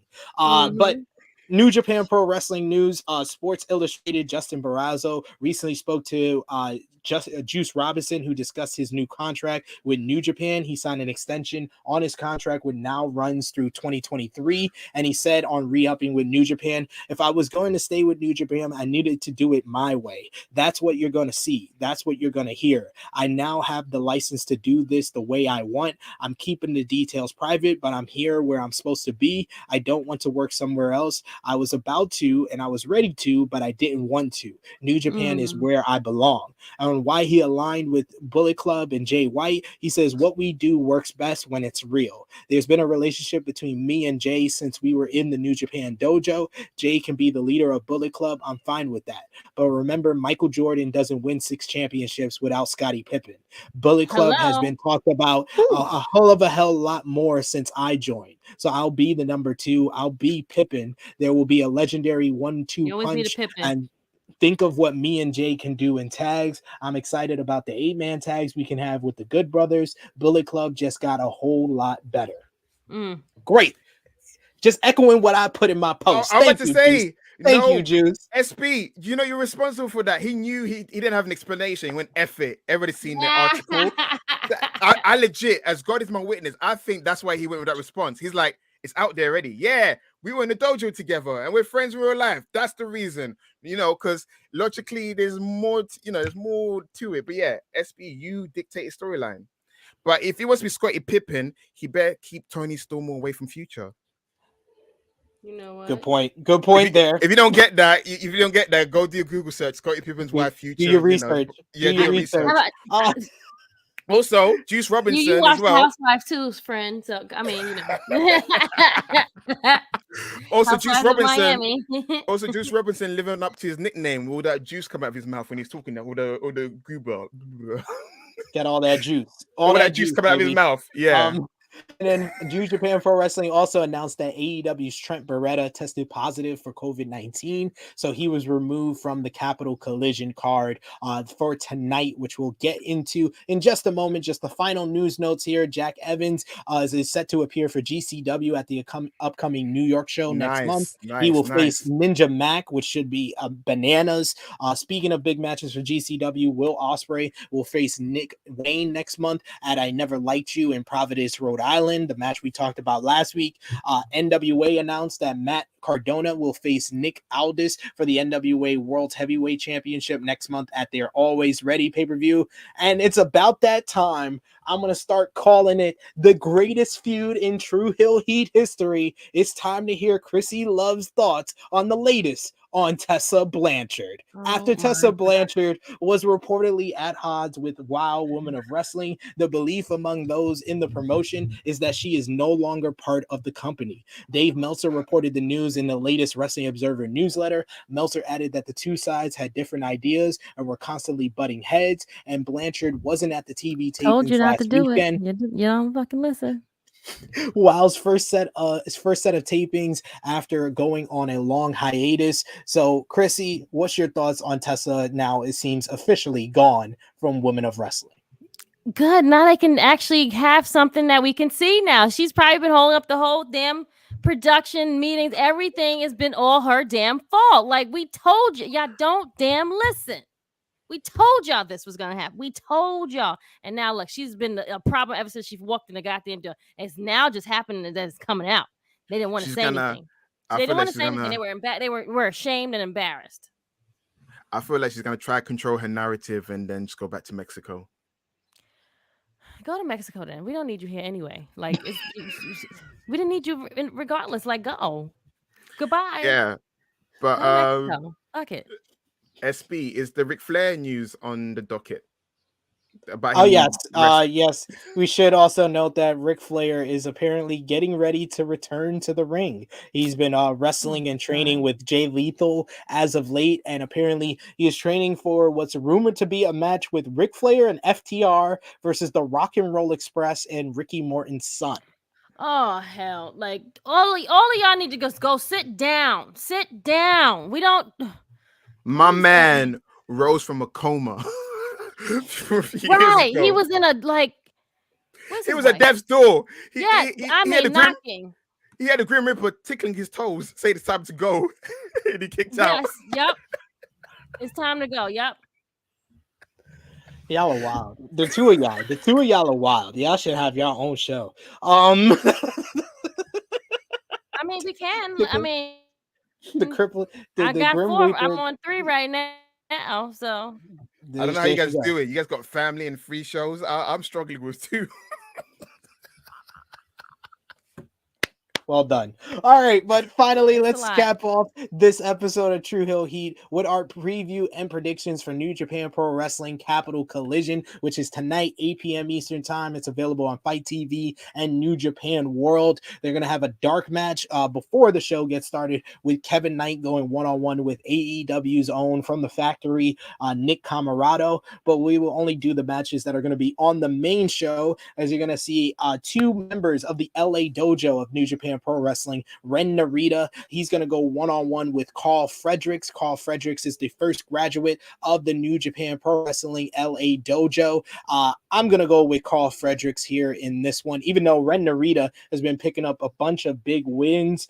Jay News went with Ren Narita. I went with Carl Fredericks on our preview, which you can also check out on the YouTube channel as well. But Sat, who you got in this one? Carl Fredericks, because he seems like the one with the more complete character at the moment. Ren Narita is still finding himself. Give it like 5 years, Ren Narita's gonna have long flowing hair and maybe some fancy tassels. You know, it's like a New Japan staple. That is kind of true. It is true. Krssi Luv, who you got? I'm gonna go with Frederick as well. All 3 of us going with Fredericks there. We got Fred Rosser, the artist formerly known as Darren Young. He's going to team up with David Finlay, Tonga Loa, Yura Uemura, and the DKC versus Team Filthy's and New Japan Strong Openweight Champion Tom Lawler, Danny Limelight, JR Kratos, Jorel Nelson, and Royce Isaacs. I'm going to go with Team Rosser in this one, as Rosser seems to be trying to get wins before he gets a shot at the Openweight Championship of Tom Lawler. Who you got here, Krssi? Ooh, wait, go back so I can see them again. It's Team Filthy versus Team Rosser. Rosser. You're going with Team Rosser, Sat? Yeah. This feud's been going on for 10 years. It's been going on for a long time. I'm like, they're still feuding. I feel like didn't Tom best him? But I'm not complaining. I'm happy Fred Rosser's had the career he's had. I was worried he's gonna be one of those ex-WWE wrestlers that's gonna get lost and retire. He's had a decent run. And then I want him to win and I want him to succeed. I want him to dethrone Lawler, just for the fact that they've been feuding for a while. I think since last year, I want to say maybe. Yeah. It's been going on and on. Well, did he not get locked in a truck at one point? Or they had like a fight in the truck?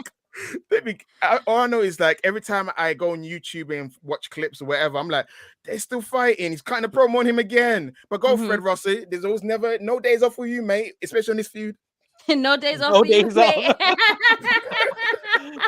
gonna see the United Empire's Great O'Khan.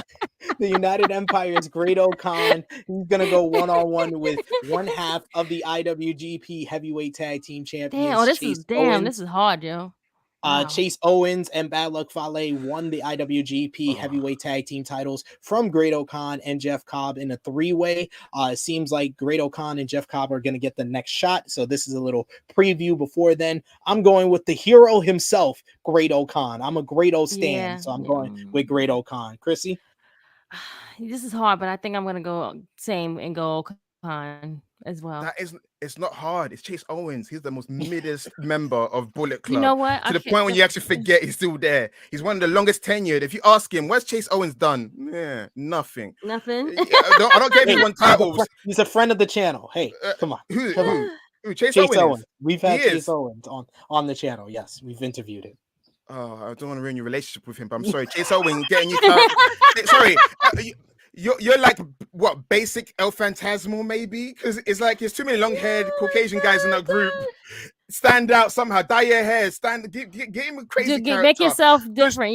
Juice Robinson change. instantly went up the pecking order in that group. That's what I'm trying to say. My guy's been in that group for how many years? He's been mid-tier. He's always in the middle. He should be the leader based on longevity. They let Evil jump over him. Don't do what Tama did. Tama just sat down and he got kicked out because he sat down. He didn't step up. So Chase Owens, all I'm saying is just stand out. That's what I'm saying. And I'm going with Great Khan. Great Khan, he stands out.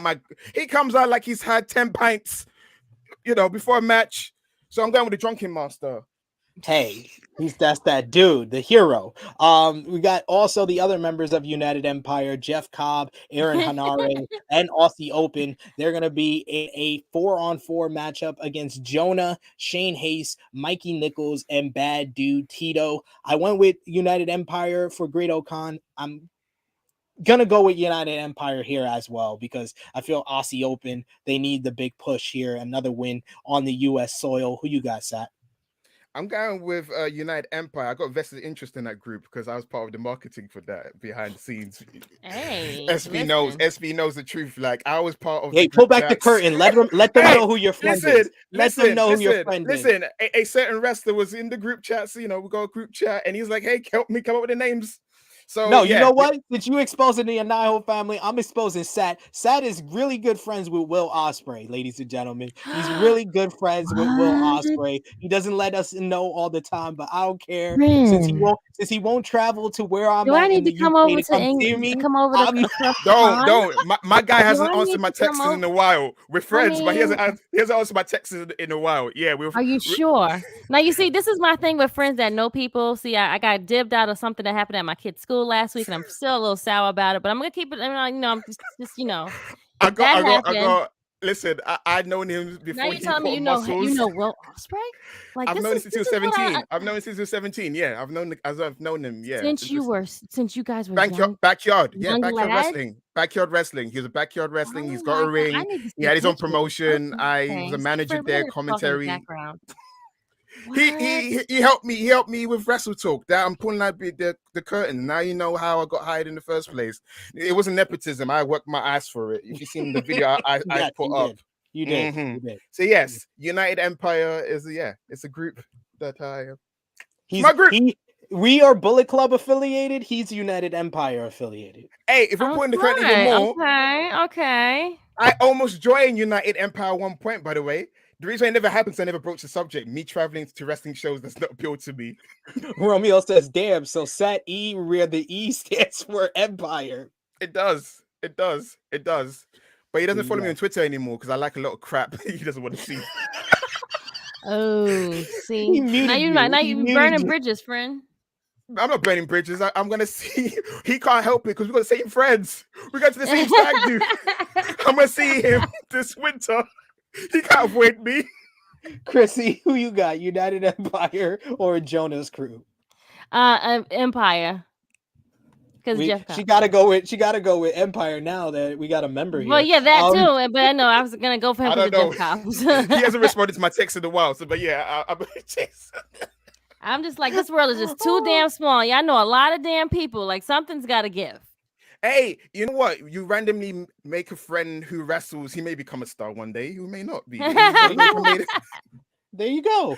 This one is the match I'm looking forward to on this card here. Eddie Kingston of AEW going one-on-one with New Japan Pro Wrestling Zone, Tomohiro Ishii. It was back at Windy City Riot. Ishii defeated Suzuki, and then after the match, Eddie Kingston came out and challenged him. He is a patron of King's Road, while Ishii is a master of the New Japan Strong Style. Who wins out in this one? Oof. I'm going to go with Ishii because it's Eddie Kingston in a big match. He never wins. I'm sorry. I'm a New York. I love my New York brethren, but he never wins big matches. Actually, usually I agree with what SB3 is saying, but I feel like Tony Khan has this thing where his guys can't lose.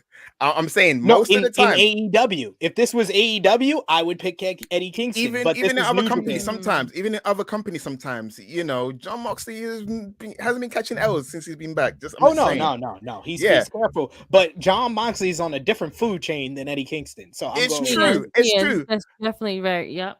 But the word is the F word. Fortunately, Eddie Kingston is one of those guys. He can lose 10,000 times over. We still love him.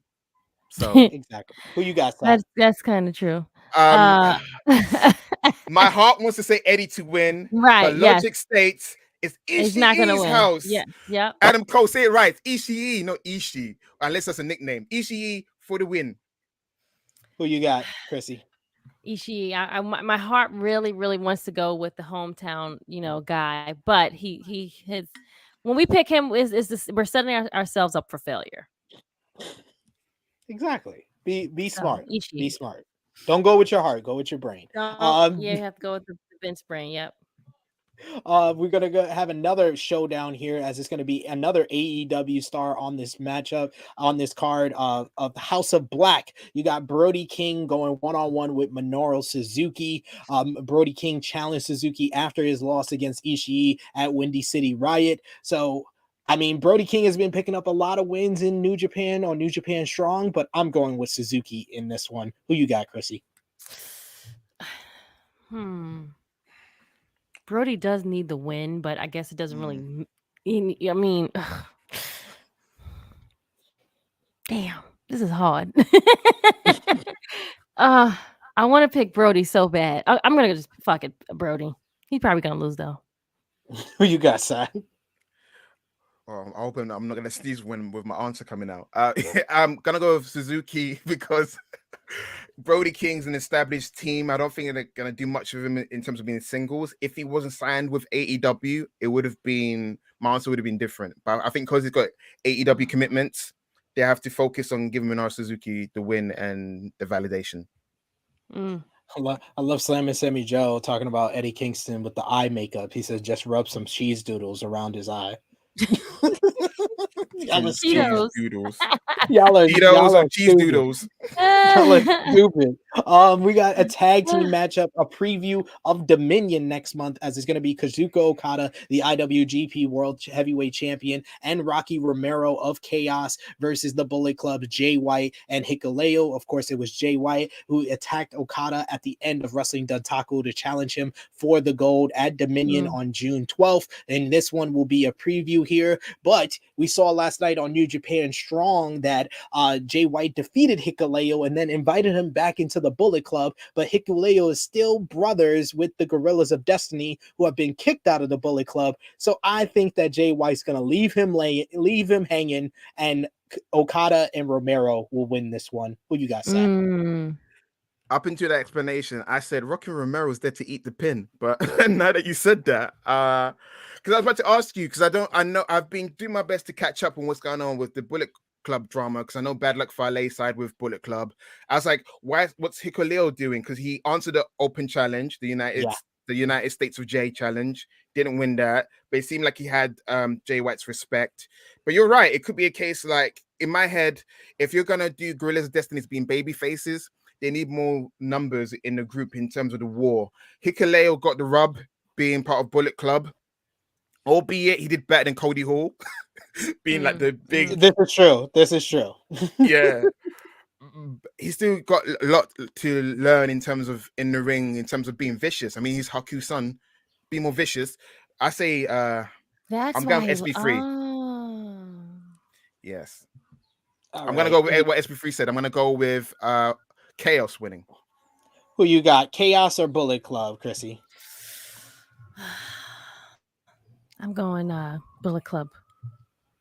Bullet Club. She's staying Bullet Club affiliated. I'm staying affiliated. Yep. I got to think about the prediction championship. There's nothing to win. What do you win? What are you giving away? I'm still tied for first. Okay, what do you win? What do you win? All about winning. I don't care what it's for. It could be for a cookie. I'm all about winning. IWGP United States Championship is on the line in the main event. fatal 4-way matchup as Hiroshi Tanahashi will versus the Bullet Club's Juice Robinson versus United Empire's Will Ospreay versus AEW and the Blackpool Combat Club's John Moxley. It was at Windy City Riot that Moxley defeated Ospreay in a fantastic main event. After the match, he challenged Tanahashi to this show to a one-on-one matchup after calling out Tanahashi for a year. But Tanahashi at Wrestling Dontaku defeated Ishii to win the IWGP United States Championship. And then after the match, it was Juice Robinson who returned to Japan and attacked Tanahashi to challenge him for the gold. And then Will Ospreay just said, why not we throw everybody in this matchup, make it a fatal 4-way, put the title up for grabs, because Ospreay was supposed to verse Tanahashi at Wrestling Dontaku before he got tested positive for COVID-19. This should be one hell of a matchup. So many different moving parts and storylines a part of it. Who do you think wins this one, Sat? Oh, that's easy. Go Ace. Juice Robinson being in the Fatal 4-Way match. Look at that. Instantly, the new look, the new attitude has elevated him. But yeah, I feel like the Tanahashi's going to win because you got Forbidden Door coming in, and I feel like that's where they might do John Moxley versus Tanahashi for the United States title. And obviously Moxley will win it because they want him to hold the title and keep the relationship strong. There you go. Krssi, who you got? Ospreay. See, she's going with Sat's friend. But he's not going to win it, though. That's my He's not going to boo. win it. Wow, I'm also going to go with Ospreay. I'm going to go with Ospreay because I believe he was supposed to win at Wrestling Dontaku. I think that he was supposed to win because he's the one that injured Sonata. Sonata was the champion and then had to vacate the title because Will busted his orbital bone. I think they were trying to set up Will Ospreay versus Sonata when Sonata returns for the IWGP US title. I didn't know Sonata was champion. I was confused. I was like, why did Tanahashi vacate his own title? You beat Kenta. I was like, you beat Kenta in that ladder match. Why are you winning the vacated title that you won? So Sonata had the title for a bit. See, I didn't follow that part time. Yeah, Sonata defeated Tanahashi for the title. How long did it last for? Because it must have been short. It lasted for like a month and a half, and then he had to relinquish the title. So I was checking it for a month and a half. Yeah. Oh, now that you said it, is it too late to make amendments? Yeah, you can make amendments. Who you want to change? Go Ace Payne. That was Will Ospreay's backyard name. Go Ace Payne. There you go, pulling back the curtain once again. But that is all for our predictions for New Japan Pro Wrestling Capital Collision. Join us tonight, 8 p.m. Eastern Time, as we're going to do the preview and prediction. We're going to do our watch along for New Japan Pro Wrestling Capital Collision. Romeo will be here. Jay News will be here, the master of ceremonies when it comes to Tru Heel Heat and New Japan Pro Wrestling. He'll be here for all the action. Join us there live. Hit the subscribe button and the bell to stay notified. But that is all for Tru Heel Heat 175. Sat, thank you so much for being once again a wonderful guest. Please let the people know where they can find you, what you got going on, your podcast on Wednesday, anything you got. I like how you prompt. I like how he prompts me. I like how he prompts me because there may be times when I forget what I do. If you want to follow me, what do I actually do? Every Wednesdays on the Wrestle Talk podcast channel, it is 7 p.m. UK time. I don't know the American time because it doesn't bother me. Check us out. You know what? It doesn't bother me. It doesn't concern me, guys. Just tune in whenever the hell you can. So that's just what it means. Follow me on social media. I'm here at SatNext2. I talk about wrestling, films, and TV shows because I got more than one love in my life. What am I doing? I'm mostly chatting to SB3 and appearing on here sometimes. And I'm due to come back to the Tru Heel Rewind show. We're going to review Survivor Series 96. So I'm waiting for the call to come back on for that. But until then, support the show, like and subscribe because Tru Heel Heat is incredible. Love you guys. Thank you. Mwah. I'm out of time. Lovely stuff. Miss Krssi Luv, where can the people find you? Let me run down the list for you all. Okay, so I'm so burdened with this all these shows I do. Thank you for tuning in. I'm the sensation Miss Krssi Luv. You can find me every Wednesday for Wrestling Disasters. We do that with Steve Falls. Well, I do it with Steve Falls, duh. Well, not like that, but you know what I mean. Okay. I mean, like, yeah. No, it's platonically, guys. It's platonic. Right. I do SmackDown review. We finally got a thumbs up for SmackDown. Please watch our show. Top Guy JJ joined me yesterday. We reviewed SmackDown. I almost made my kids do it with, I should have made them watch it so I could have had them, watch the show with me. Next time, if no one comes in, I'm gonna make them do it with me. Anywho, watch that every Friday. We drop that. Please like and subscribe for that. Every Saturday, our flagship show, the main show, the WrestleMania of all shows, Tru Heel Heat, every Saturday at 11:05. Join us. SP3, myself, we have special guests. Top Guy JJ joins us sometimes when he's not busy working. We have Romeo that comes in and gives us news, all the spiel. Sundays is Ladies' Day. It is serving Face and Heels with Stephanie Hypes and myself. So please join us tomorrow at 11:05 for that show. Can't wait. Wow, that was a mouthful. You can follow me on IG, Twitter, and on Facebook, guys. This stuff is all there. See you. Thanks. Lovely. And you can follow me on the Twitter machine at Tru Heel SP3. My writing works at WrestleTalk.com. Me and Sat every Wednesday at 2 p.m. Eastern, 7 p.m. UK for the Mocha 2.0 review of NXT 2.0 over on the Wrestle Talk Podcast YouTube channel every week here. Tru Heel Heat YouTube channel on Thursdays, 1:05 p.m. Eastern Time. AE Ramble with myself and Jimmy Macaram. And every Saturday, 11:05 a.m. Eastern Time on Tru Heel Heat, our flagship podcast. We will be back next week, and there's plenty of content to enjoy on Tru Heel Heat. Until next week, you got on Monday, you got Rated Raw Superstars number 49 with Romeo, Drunk Guy JJ, Wendy, and Josh. You got NX3 with Romeo, Chris G, and Ness this week. They got a lot of good stuff coming up on NX3. So the best way to do it is watch it with the fellas on Tuesday and then watch the review on Wednesday with me and Sat E. And then you got AEW Dynamite.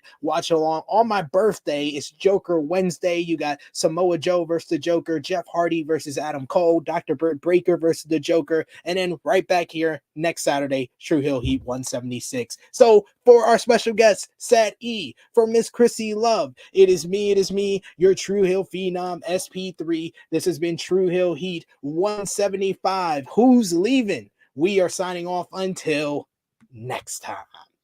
Peace, y'all.